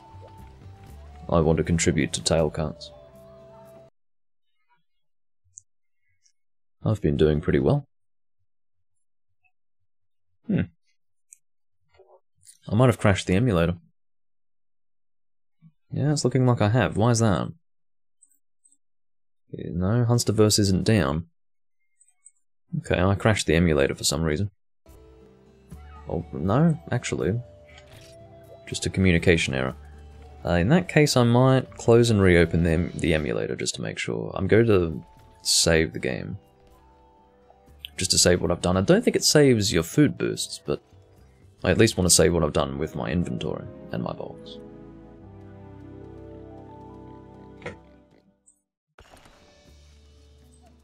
Oh, Indio only just noticed my request to hunt.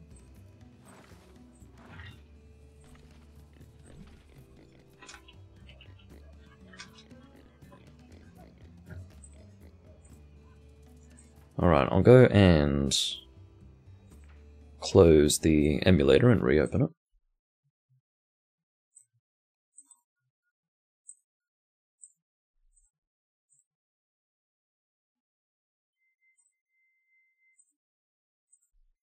There we go.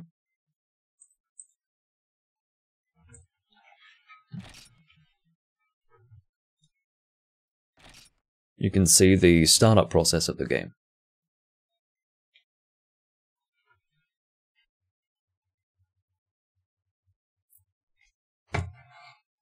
I don't think I really need to enjoy this game with surround sound.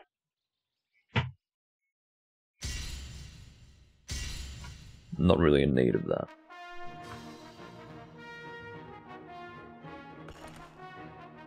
$201 hours in this game.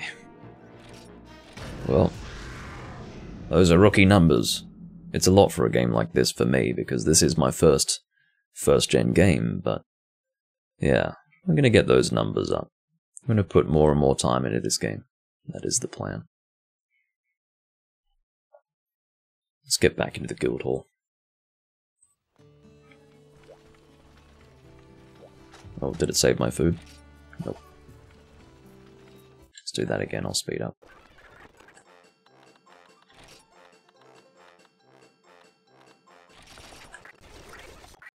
I'm still a little bit concerned about that green cat. It must be unwell. Green cat. I don't need a repeat. Oh, what's going on? Am I not connected or something? Why am I getting connection errors here? I'll disconnect from the VPN and reconnect, but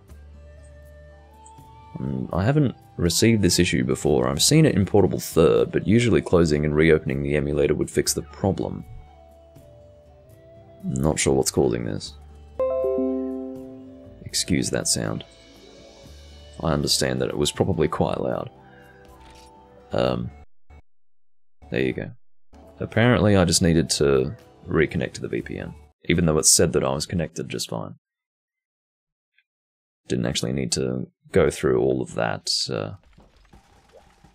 closing and reopening the emulator business. But yeah, if you hear any system sounds like that, I'm recording system audio. I'm not recording the audio from this application, I'm recording the entire system audio, so that is the reason why you heard that. And it's much louder than the game itself, so I hope it didn't rape your ears or anything like that.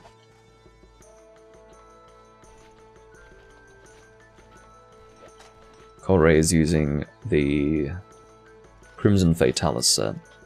I know it looks really bad, this defense -20 or res -5, but Rapid Fire, the skill, is actually auto-reload. It's the original version of auto-reload from 2nd gen.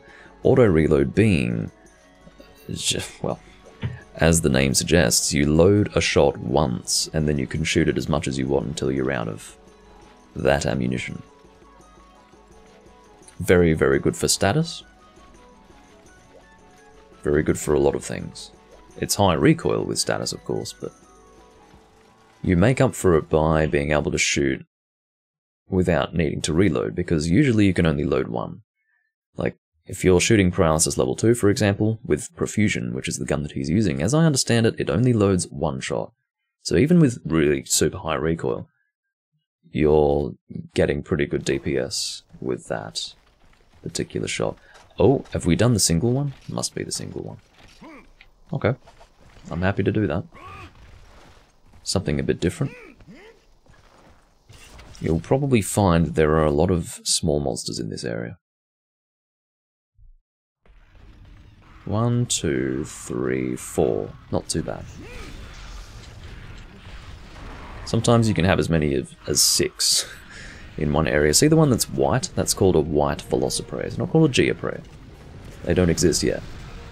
Why they decided that there needed to be a white Velociprey, I don't know, but that's literally what it's called. They have their own drops, even.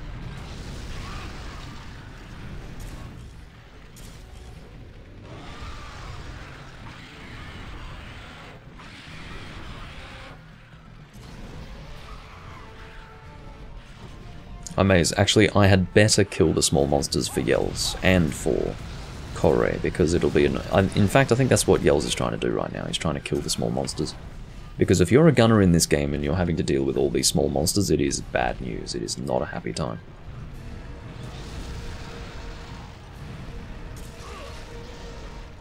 Alright. So these paralyses will help a lot in cutting the tail. I just hope that he doesn't put him in a pitfall trap or anything. Please don't do that, man.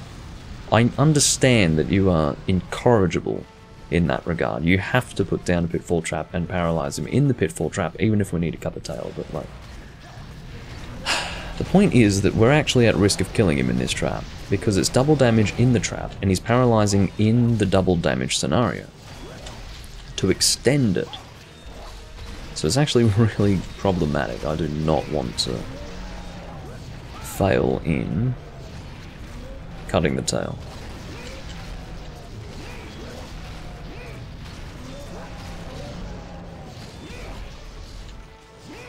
I almost feel sorry for this monster.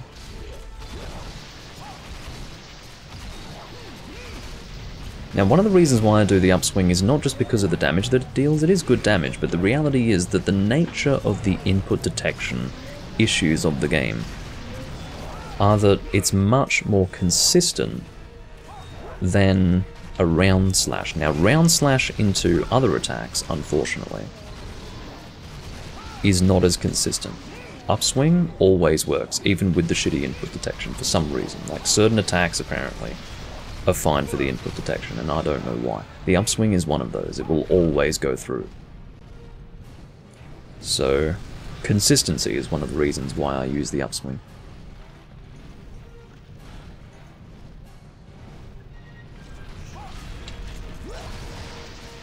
Sorry, Daigo. Oh, didn't end up getting you there, fortunately.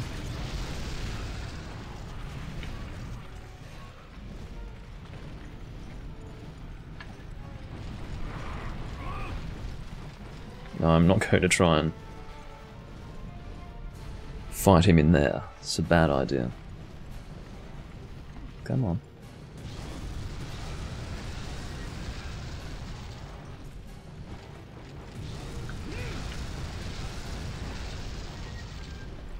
That's probably a fine position. Ah, very good. Paralysis. Or not. He was knocked out of the air by the paralysis shots, but not into a paralysis. There we go, that'll be a paralysis. If we don't get a tail cut. Or not. What the fuck is going on? He's getting heavily flinched by these paralysis shots. That's what I can tell you.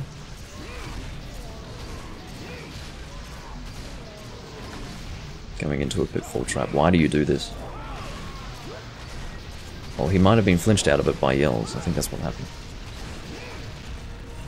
Notice how this tail is so much harder to cut than the ones in the double quest? It's because this monster has more health.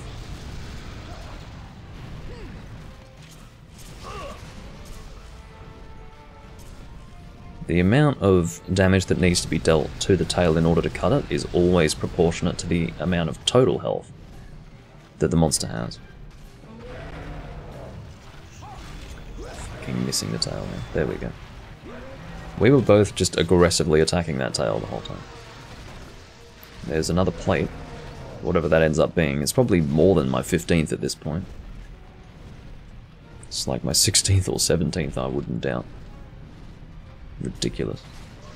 Alright, let's go and get in that pitfall. Are you kidding me? Alright.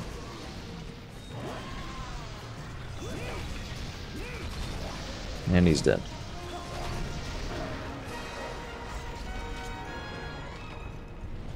But he did take a severe beating. If you consider the fact that he takes double damage in pitfall traps, he took a serious beating. And it still took a little while, so... yeah, single monsters in G rank here. Very beefy.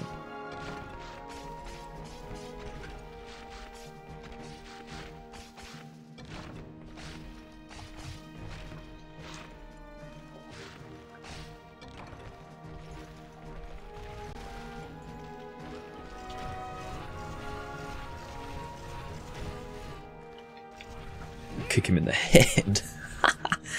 This guy's getting kicked in the head. Look at him. Yeah! Fucking kick him while he's down.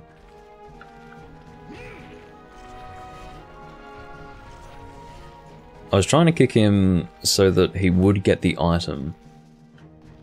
But, you know, maybe it's different on his screen. Maybe he would get kicked before he could collect the item. I wasn't trying to actually prevent him from gathering. I'm not that kind of guy. But I might have ended up doing that unintentionally. Oh, what terrible rewards. Just fucking awful.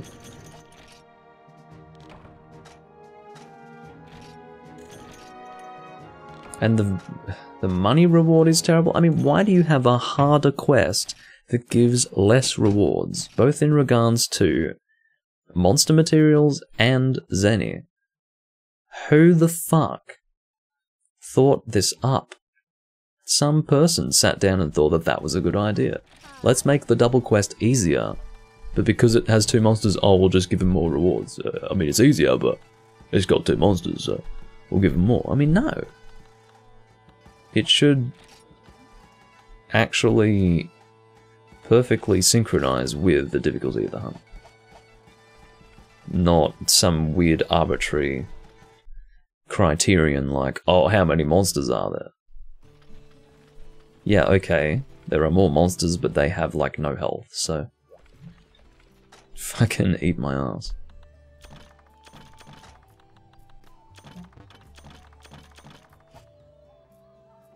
Bloody Capcom.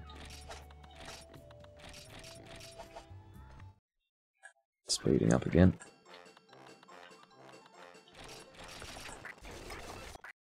At least you can understand the pain of old Monster Hunter and how much you have to grind. It's serious business. Let's give Honey a try, huh? I will actually speed up here if you can forgive me. One. One. Got some Snake Bee lava at least. That's nice. Or in this case, that would be larvae. Larvae, lava, I don't know. Fucking... whatever you want to call it.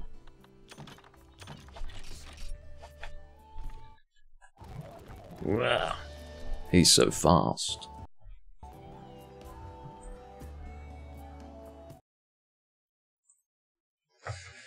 But yeah, I wouldn't mind a lance. I just don't have a lance, unfortunately. I need to work out what would be nice to make when it comes to lances. I'm sure I would have a miserable time if I were to equip a lance. Make no mistake about that. But at least it would be something a little different. I haven't used lance properly in this game. I've used it enough to know that I hate it. Not because it's not the fault of the weapon type itself, it's purely the fault of the poor input detection. Although I will say that a game that has no evasion skills, and that has no counter maneuver with a lance, means that, well, that will result in a poor lancing experience in my opinion. There is no evade plus or evade extender here. That was a second gen thing.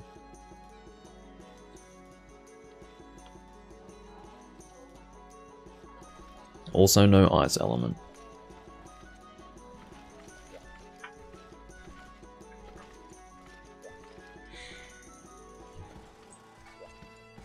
Oh, goodness me.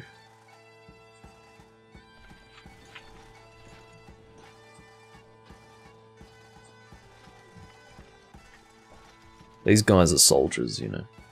They don't mind doing the quest over and over again, and I appreciate that, of course, but first-gen players are built differently. They're different. I'm a filthy second-gen hunter. Which, compared to your modern Monster Hunter, is, well, almost cannot be compared, but if you compare the likes of myself to a first-gen hunter, oh, it's, yeah, I'm basically a newborn child by comparison. But I'm getting there. I'm trying to build myself in first-gen. It's a fight. I've really gotten through most of the difficult part. The difficult part is to just establish a basic tolerance of everything that's wrong with it. I'm past that point now. I will at times, you know, comment on the issues, but they don't bother me anymore. Like, I'm not really annoyed by them. I can live with them. Oh, there goes Yells again. It was a good shot. I'll get an attack off on the face and then make my way to the tail if I can. Just checking the... yeah, game volume's good. Not too loud, not too quiet. It's a bit late to be checking, but I don't want to see him in a trap. I just want to make sure that we have the tail cut before then.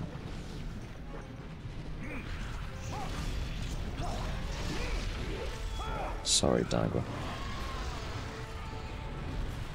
And he missed the trap. Now, because I had input detection issues there, I attacked a bit too late, so I was out of position. I think I had to press the button about 5 times before it actually brought the fucking blade out to attack with it. I'll do a round slash this time. Just so that I don't mess up Daigo. Ah, very good. Sorry if I hit you. I didn't get him, fortunately. Oh, that's very nice. It was much faster this time. Now we can trap without concern.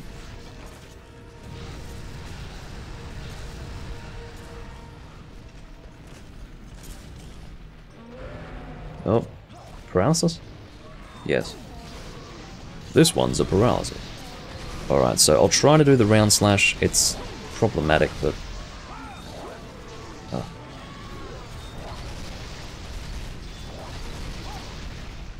Oh.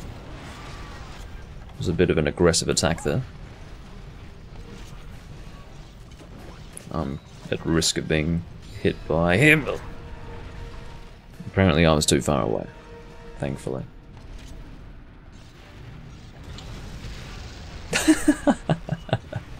Well, if you weren't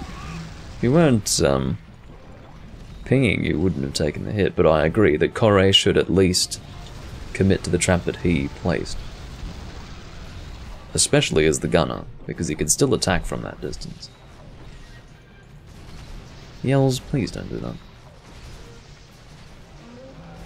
See, you just prevented him from running towards the trap. Fuck. I mean, come on. Hello, Tech. Can you get the hell over here?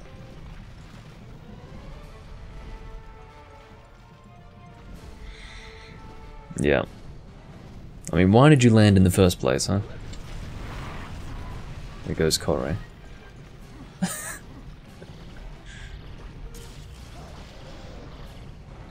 I swear, just don't even shoot him at this rate. Fucking hell. Alright, now we can shoot him. Shoot him as you like. And also paralyze him.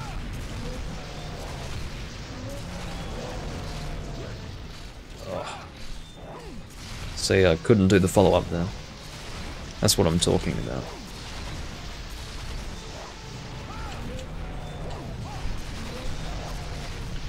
I'm not aiming for the head because it swings around too much and I don't want to mess up Daigo, so I'll leave the head to him.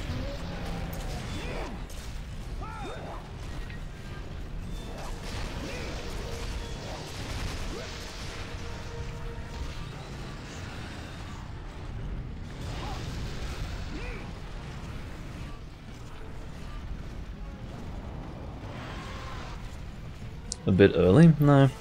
I mean, I did start streaming fairly early, I guess, but... yeah. This must have been... oh, it's almost 2 hours now. There's another pitfall. Pitfalls are very easy to make in this game, of course, because you can just buy spiderwebs in this game. I don't know why. Of all the things that they... oh, can we not be bouncing? Whatever, he's dead. By the way, capturing in this game doesn't exist outside of capture quests. Just thought I'd let you know in case you didn't know. Yeah, Ron. There's a community that plays first-gen games, you better believe it. This is probably one of the least played of those games, honestly, in that community. I mean, in the first-gen community, the PS2 games rule, and for good reason, they are better. But I play this because this is the one that I started with, and it links to the Hunsterverse community, which I suppose I'm a bit more committed to at the moment. There will come a time when I go and properly involve myself with the PS2 first-gen community. I wanted to, but I'm going to focus on this game first. That feels like a better idea.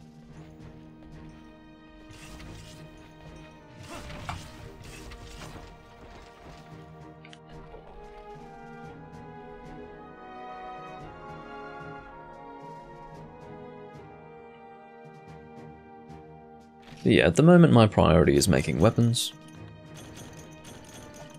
and then I will focus on armor once I've made a few more weapons than what I've made right now. I've got a good number of weapons. I have elements with multiple weapon types, and I've got a lot of choices here, but... well, not as many as I would like, of course, but it's not too bad.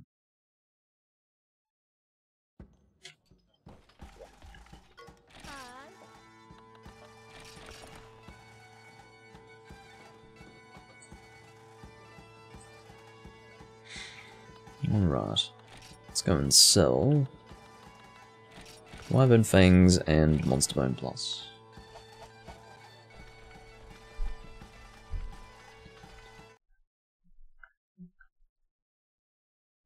I will show you what I'm making, by the way. I don't know if any of you have seen it. I showed it at the start of the recording, but I'm making the Odyssey Blade. This is what I require. The single strong Gravio swing is easy to get. I think I needed like 8 or something stupid like that for my Nocturne Gigaton. I'm perfectly happy to do that. That's easy.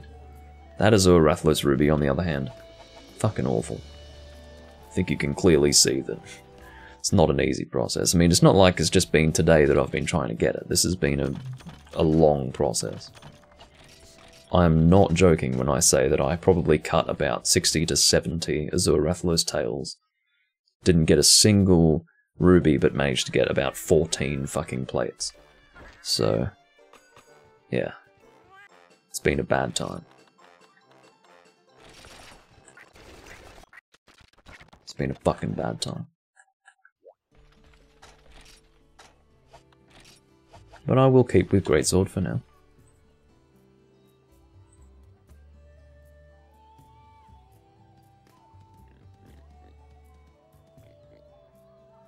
Don't know why, anyway.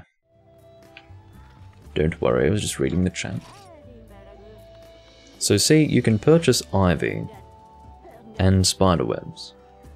Ivy's from here, or Ivy from here. And spiderwebs from here. So you can just make as many nets as you want. So pitfall traps are great, it's just the problem is you can't stack them. You can't just build a stash of pitfall traps. Like, you just don't do that.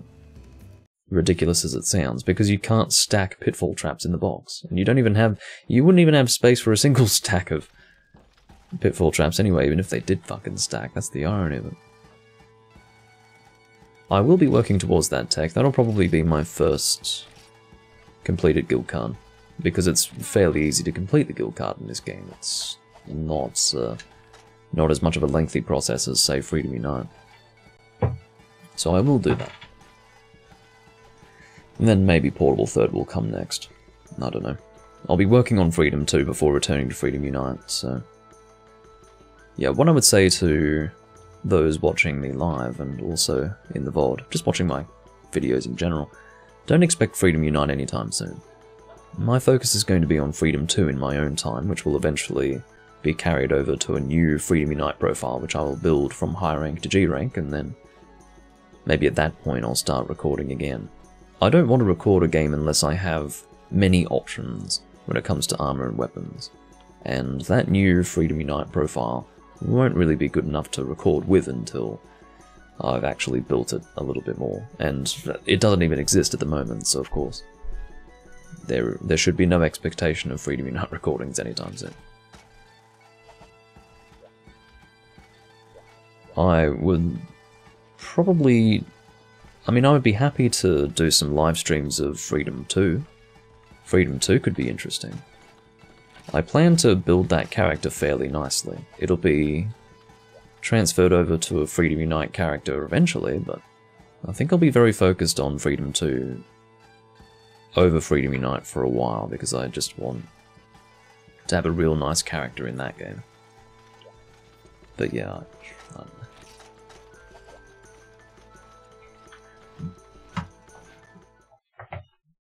Freedom 2 is different enough. I always thought that Freedom 2 was the same as Freedom Unite. It is, in terms of what's in the game, but a lot of systems were just messier. There are a lot of similarities to first gen there, so...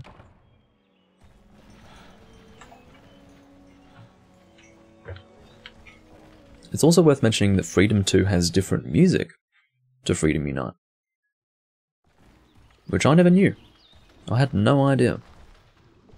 The music is actually different. I just didn't think they would change the music because the locations were the same.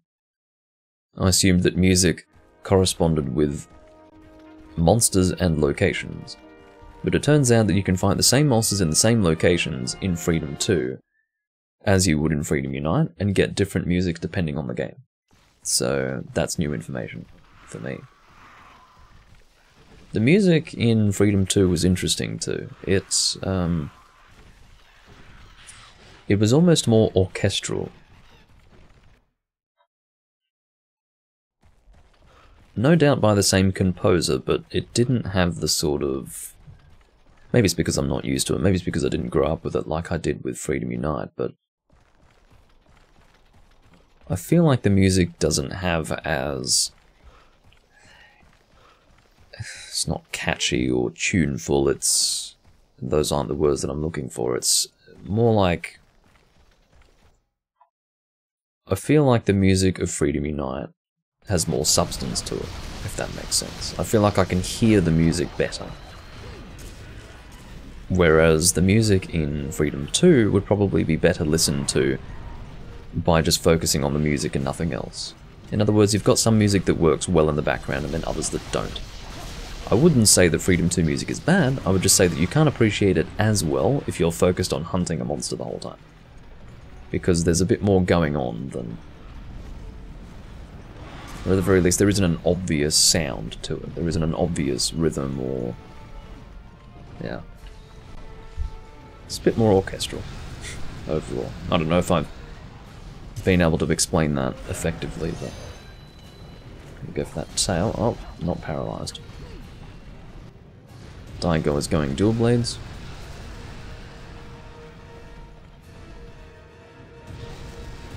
I'd be pretty happy if this thing had some dragon element, but I'll take what I can get. Eventually I'll have a dragon greatsword, fear not. Eventually. Once I get another Lao Shanlung ruby.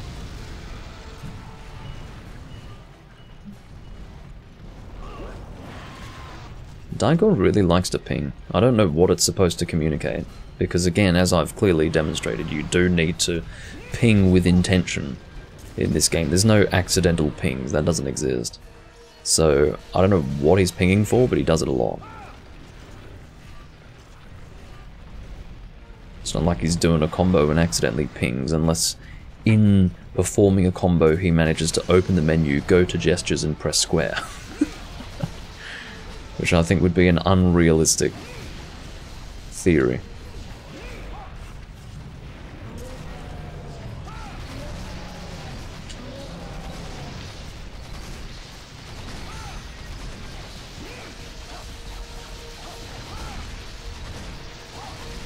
I'm basically inside the monster at the moment. I definitely made the right decision making this a Hunting with Purpose recording though. It wouldn't have been problematic to change it in the VOD, it's just that I introduced it as Hunting with Purpose, so it would have been annoying to change it to Doom Link's Life Hunts, because that would confuse some people, no doubt.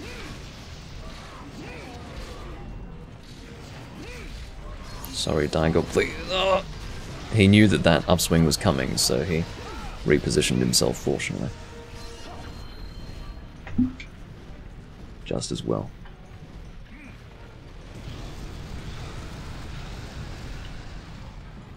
Rathalos does track you during that fireball period, so... Yeah. Oh dear. I will get the Enduring Schisms, as I believe they're called. Whatever Daigo's using right now. Enduring Schisms, I think is what they're called. I will get them, but it's a very annoying process to get them. I do have the... whatever they're called, ancient stones to cycle through to eventually get them, but it's an annoying process. I undertook that process with the ancient stones to get this weapon that I'm using now, but yeah, I don't really feel like trying to get them. I'd like to get them just so that I can hunt Fatalis, while feeling like I can contribute. I won't do upswings. Oh. He did.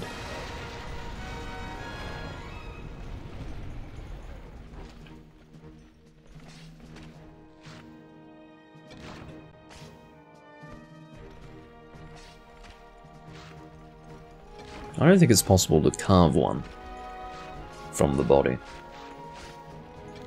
Yeah, I don't think so. I'm of course referring to a ruby. I've never carved one from a body. Referring to any ruby, that is to say. Oh.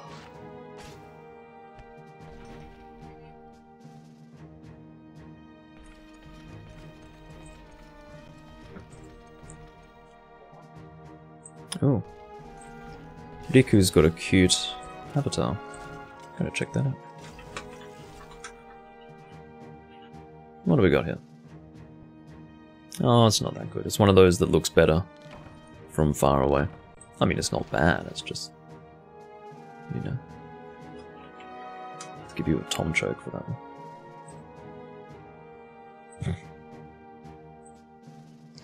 Alright, come on. Come on. No, of course not. Are the chances better? I don't think so. I can't imagine the chances being better for a Ruby in a single hunt, but who knows. I guess Corey wouldn't post it if it were worse. Unless he had it out for me, but I don't think he does. I don't know.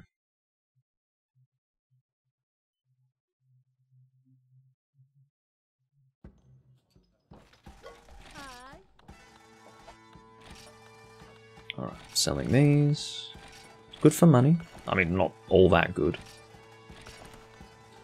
Really not all that good, but whatever. Soon I'll probably be selling my Azure Rathlo stuff because I'll have as many as I can carry in my box.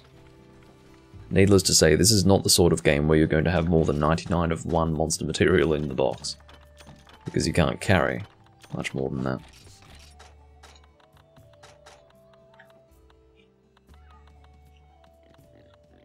Looks like I've still got a decent amount of space though. Yeah, that's fine. Pale lips.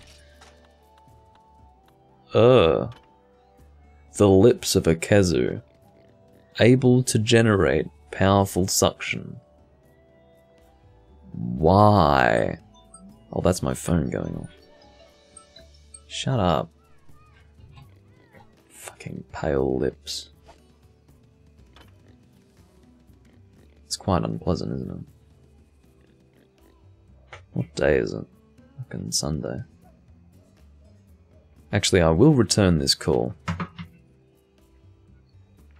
I'll be back in a few minutes and I will actually let them know. Yeah, I'll be 3 minutes, or maybe 5 minutes. Give it 5 minutes. But anyway, I'll be back momentarily.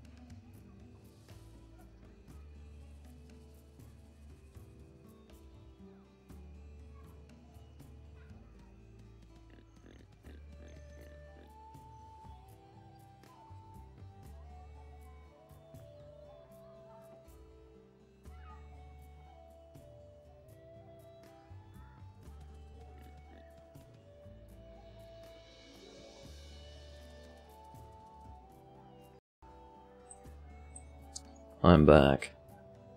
Kezu lips. Yeah, I just thought that I'd maybe leave that on the screen for you guys, because as I understand it, that would be pleasant for all of you to read and to familiarize yourselves with intimately.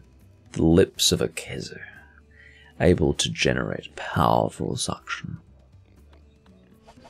Fucking gross, honestly. Anyway, I'll go and eat, and I'll let them know that I'm back. Alright. Speed on up. The problem... Okay, now I'm going to explain a situation here with... the cats. That's very problematic. Basically, there are these things in this game called gold tickets. Now, the only way that you can get gold tickets, as I understand it, are from the felines. Now, here's the big smack in the fucking face. You can only get gold tickets when you have less than the optimal number of felines in your kitchen. As I understand it, it's like 5 maximum, but you need like 3 to get gold tickets. So you get worse food, but you get gold tickets, and you need to eat like 5 times to get a gold ticket or something. It's just fucking terrible. And you need gold tickets for certain things, like Fatalis weapons. It's just stupid. So obviously the ideal situation, much like drink tickets from Portable Third, is rather than trying to grind for them specifically, because if you do that it just takes forever, you gather them passively as you play the game. And then, over a long period of time, as you're just playing the game normally without farming for them specifically, you will accumulate a large number of them. But, in order to do that, my kitchen would have to be suboptimal. I want 150 health and stamina, thank you. I don't think that's an unreasonable hope or expectation. So, getting gold tickets in this game sucks. And again, I haven't really run into anything that needs them outside of Fatalis weapons, but Fatalis weapons are good. Not all of them. I probably wouldn't make all Fatalis weapons. But the Sword and Shield is a weapon that I intend to make. So, yeah. Why they reward you with gold tickets for having a suboptimal kitchen, I don't know.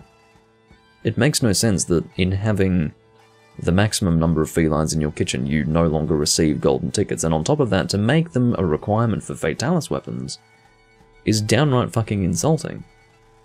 I just don't understand it. It really does drive me insane. So, I don't know if I'm getting my feline numbers right. I think it's 3 for golden tickets and you can have a maximum of 5, something like that. But one thing that I can tell you without reservation is that it's shit. It's a shit system and I hate it. I mean, it's one of the few things that in this game still annoys me. I still find myself annoyed by that. There's a lot of bullshit that I have become numb to in this game. I've developed a material tolerance for many things in this game, but that is just a backhand. Because I need gold tickets. I don't know how many I have now. I think I have maybe 3. Which is not many, but it feels like a lot because I think maybe 2 of them I specifically grinded for by like completing really easy quests and recycling the kitchen, and yeah, as I understand it, it's 5. I don't even know what to call it. They need to make food for you 5 times to get gold tickets, and you have to speak to the one with the chef's hat to get the ticket. There's actually one cat that's allocated at random each time you need to eat in the kitchen. There's one that's allocated as the chef, and he will have a chef's hat, and you speak to that one to get your ticket. He doesn't have a fucking speech bubble to say, oh, here's a ticket. You just have to know to talk to him. If you don't know to talk to him, you're not getting anything. You're not getting any gold tickets, thank you very much. Because speech bubbles are fucking overrated. Clearly.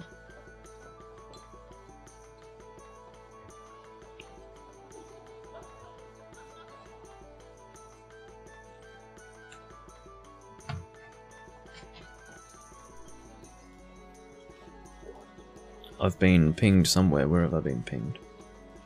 Hello? In bot commands, okay.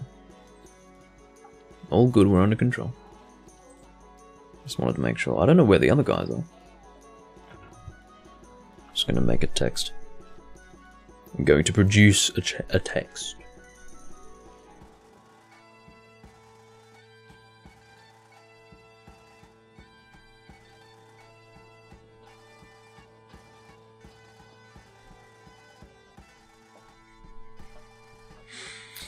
Sorry, getting distracted. Okay, so... yeah.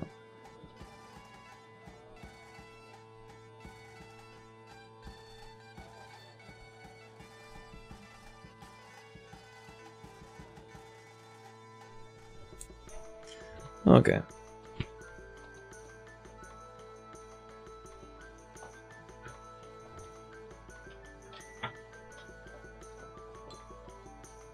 I don't know where everyone is. I guess everyone's disappeared and they never gave notice of their intention to disappear. Because as you can see... oh, Yells is taking a break, okay. What about Daigor? Did Daigor say anything? He never said anything.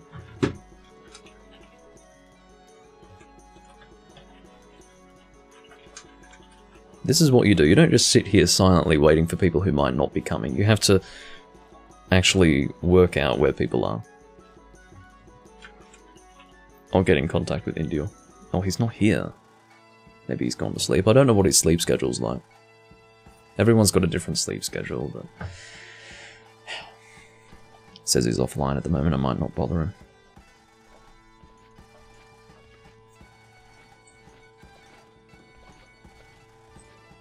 I don't think Corey, at least I wouldn't imagine if he were a sensible hunter, I can't imagine that he would be willing to go status if I'm the only damage dealer. I would furthermore take exception to doing a single monster hunt with only 2 of us. Because again, it's kind of difficult in G rank in this game to hunt a single monster. They've got so much health and they deal so much damage that it's a slow process.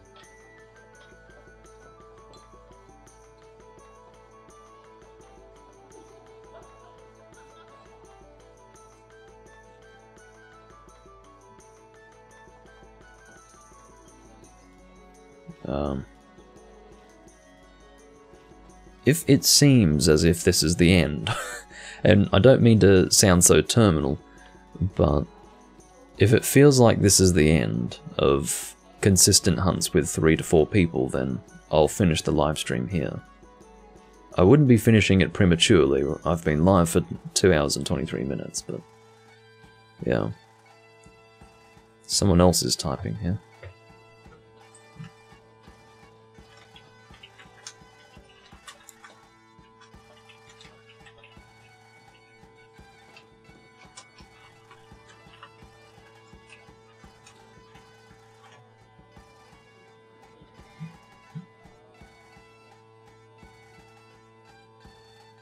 Oh, Corey's like, well, we're not getting anyone for Pink and Azure, so let's go and do Lao with Indio. That's what he's thinking. Give him a bruh for that. Not that that's entirely visible from your perspective now, but still. I understand his thought process, it's just the timing was poor. Because this guy is actually asking for a hunt. And we're here. So... yeah, I'm sure Corey is happy to continue doing this. And to be completely honest, I need to do Lao Shanlong as well. Corey and I have the same objective. We are trying to make the same greatsword. And our objective is one of the hardest to have in a Monster Hunter game. We are trying to make a greatsword that requires not 1 but 2 of one of the rarest items in the series. So, yeah. We both have 1 of 2. So, we'll see how things go. I'm sure we will, in future days, be fighting a bit of Lao Shanlong. More than a bit, I think. I'll be joining him at the very least, because if he's going to be doing a lot of Lao Shanlong, I'd better join in. Because I need a Lao Shanlong ruby as well. Yeah, the Lao Shan Lung Ruby has a drop rate of like 1%. And the monster takes like 30 minutes to die. So... it's pretty fucking bad. Quest party's dissolved, which is not a good sign. I don't know if Corey has resolved himself to start hunting a different monster. I hope not.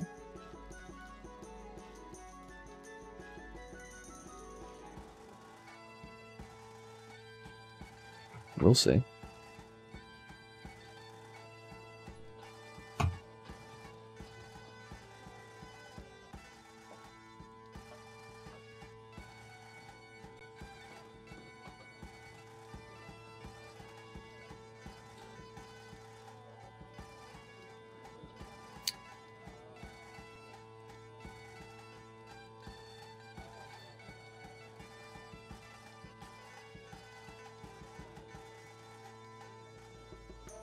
I don't know where this guy is. He's supposed to be coming. At least now you guys realize what it means to have a lot of downtime. This is what I try to avoid. I've been very lucky in this recording and in the previous recording to avoid this here. Link has joined, okay. Didn't know his in-game name was going to be Link. I will post the quest because Corey's decided to not have it posted, so... Pink and Azure. I'll leave it up to Corey. I mean, he's not going to get a response out of Indio, I don't think. I mean, Indio's been on and off for a while, but now he's actually offline, so... I don't think he's going to be available to hunt. Not as far as I'm aware.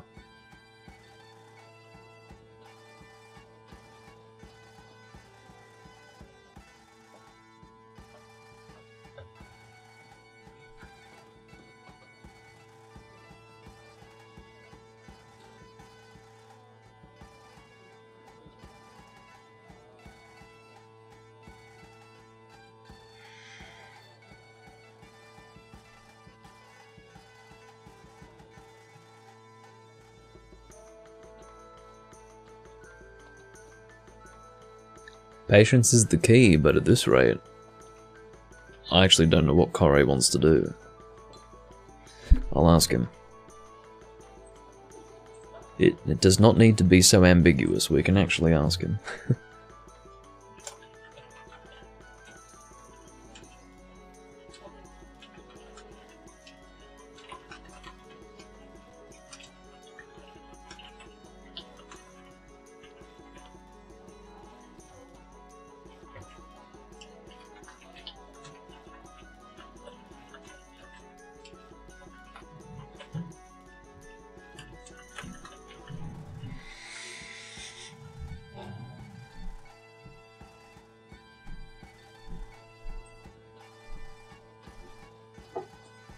I'm a little bit concerned that this other guy's not... He might not even have been the person. He might have just been a random.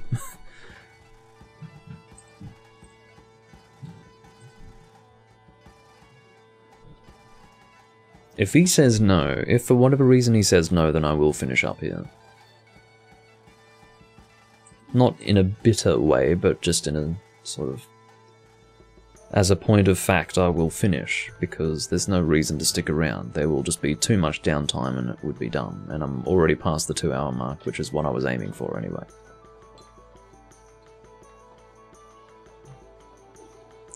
Okay.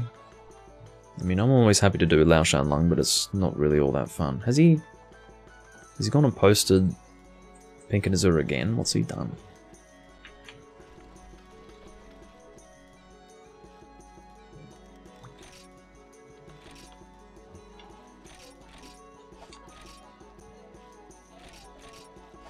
Oh. So rather than Pink and Azure, I kind of forgot about that. He wants to do the single quest. I mean, whatever makes him happy. I can only assume that as far as he's concerned, the drop rates are the same, if not better. So, yeah, I'll have faith in him with that. Link must be that person. I could have checked to see if they were the same person, but I didn't because I was lazy. And I continue to be lazy. It's not past tense. It's also present tense. Hello. What's this? Full hunter set? with Eternal Schism. Nothing wrong with that. It does the job, so we'll go with that. It falls to me to cut the tail, so I will focus on doing that. I mean, this guy could be perfectly capable of cutting the tail with his dual blades, but I am of the opinion that cutting tails with dual blades is a bit hard, so I think with me being the greatsword guy, I should focus on that. Don't you dare host. I can see the way in which you're jumping around. I do not need you hosting this monster. I know you're gonna fucking jump in there trying to host. I know you're gonna be fucking eating my asshole out trying to get in here first. I don't know who ended up hosting here, but I don't want Corey hosting when he's glitching like that.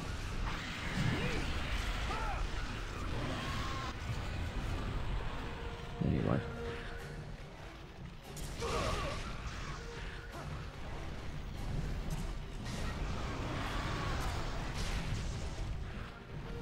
This will probably be the last hunt though, that's what I'm thinking.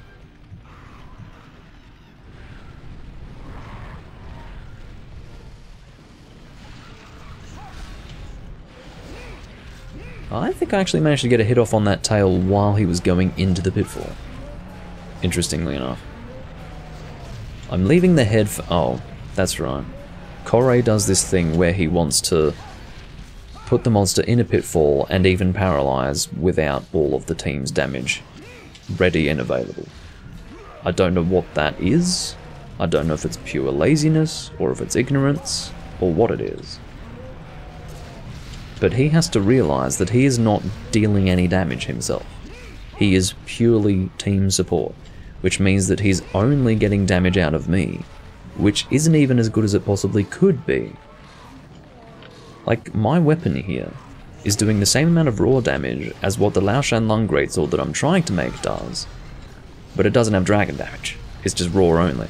So, he's really not getting the best possible damage out of me at G rank level, and yet he wants to put down pitfall traps and all this. I mean, just save it, man. I'm sure you've got some damaging ammo in your inventory, so use that in the meantime. That's what I have to say about that. I don't mean to engage in backseat hunting. Oh, for fuck's sake, man. Dive. I don't mean to engage in backseat hunting, but that's one of those attacks that you can avoid because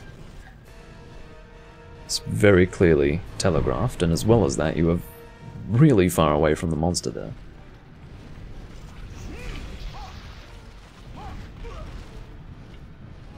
I don't know.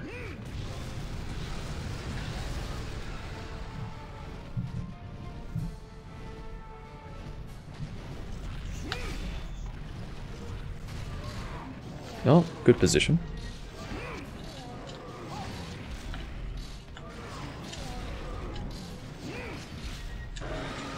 There we go, there goes the tail. Bit of a delayed cut, which I can only assume means that Corey is the host here. He broke the head with a paralysis shot.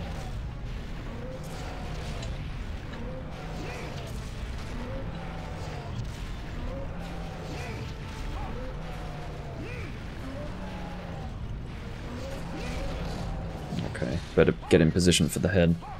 Fortunately, I can roll through the body like that.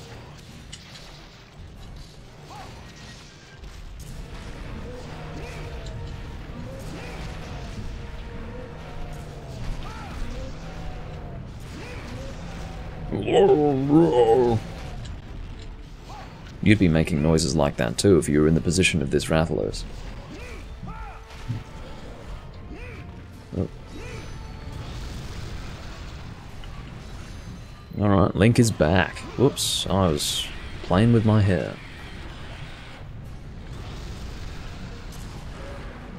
Paralysis?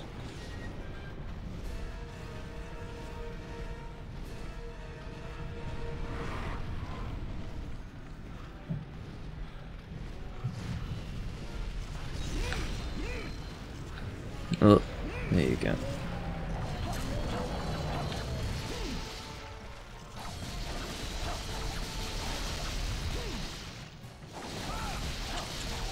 Sorry if I hit you, Link. Did I get him? No, I didn't, fortunately. I will sharpen up, actually, momentarily.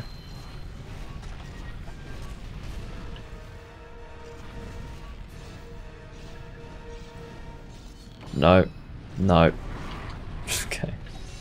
See how you have to be in a very specific position in relation to the monster in order for that poison claw attack to work? If he can't get a clear shot on you, he just doesn't do it. He just, you know, swings his legs around in the air and then that's the end of it. But if you're in the perfect position, he'll go down and claw you. It's very weird. I don't know if it's intended to be that way or if it's a glitch. I just don't know anymore.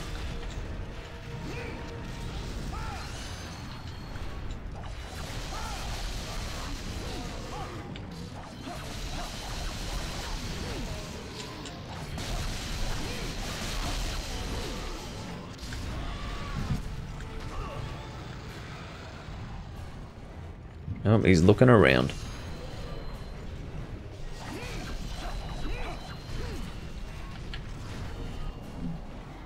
He's leaving the area. We haven't carved this tail yet, so we'll definitely focus on doing that. Because if I don't focus on doing it, I'll forget to do it. That's the point. Thank you for the kick. My host. I don't know if I got it, but... to be fair, his host isn't... oh no.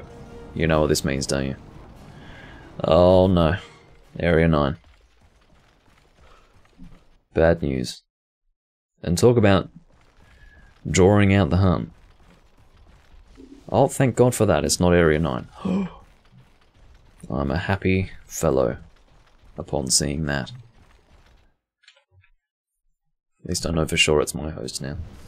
My host! Fuck, I ran out of stamina. No! Oh. He needed to fall down, or needed to land twice. Oh, now you limp, you fucker! He's gonna leave the area soon. Shit. See how much damage he does, by the way? Single monsters.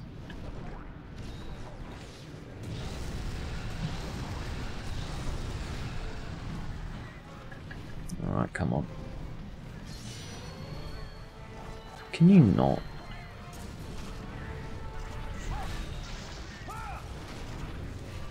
Limping? Yeah. This is what I mean about dragging out the hunt. You have to fucking chase him around like we're a bunch of idiots. Like, oh yeah. Let's just chase the monster around the map the whole time. It's dumb.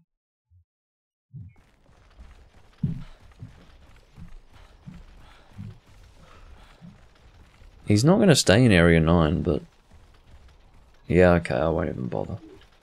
Let's just wait for him. He's going to fly straight back to his nest. It's not really his nest. It's technically his nest, but it's more like... is it worth going and chasing him into there? Because he's gone south of that nest that I was talking about. But it's always dangerous to follow him there, because if he leaves, then you have to go all the way around. Or you try to climb the Area 6 location, which is not a good idea.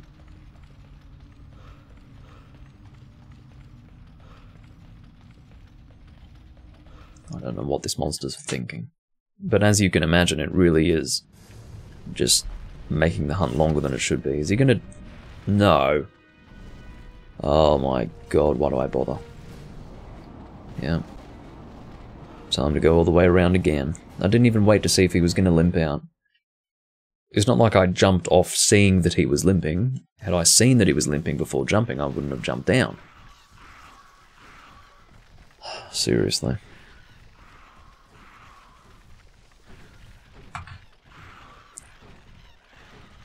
What a ridiculous situation. My hope is that he will die before I get there, and I'll just have to... or I will only need to turn up and carve, and that'll be the end of it. Because this monster's getting on my nerves at this point.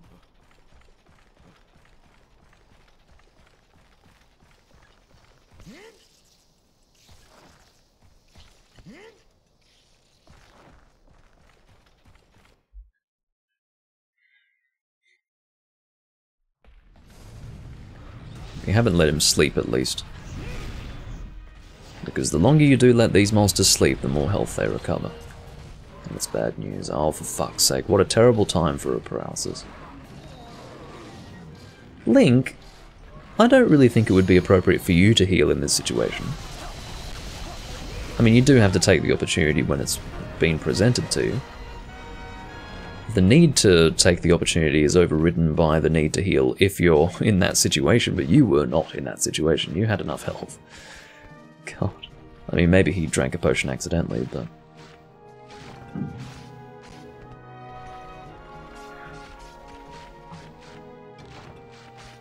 Alright.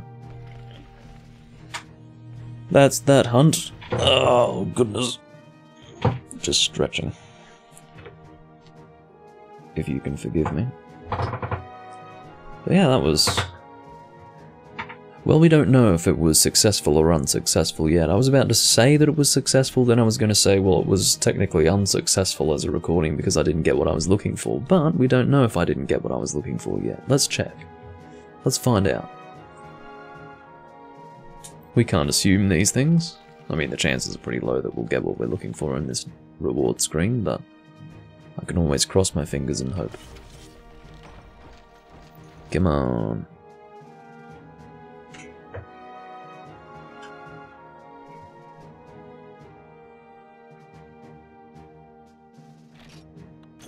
Nope.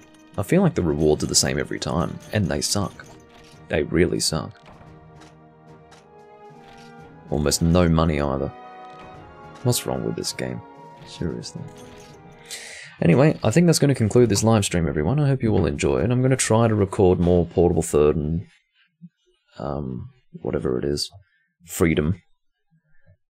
Than I normally would, because I think that it's time that I do that. I've been spending a little bit too much time in Generations Ultimate and 3 Ultimate these days. I will be doing some 3 Ultimate, but what I will say is that you probably shouldn't expect Generations Ultimate anytime soon.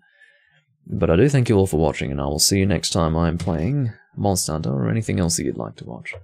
Bye bye for now.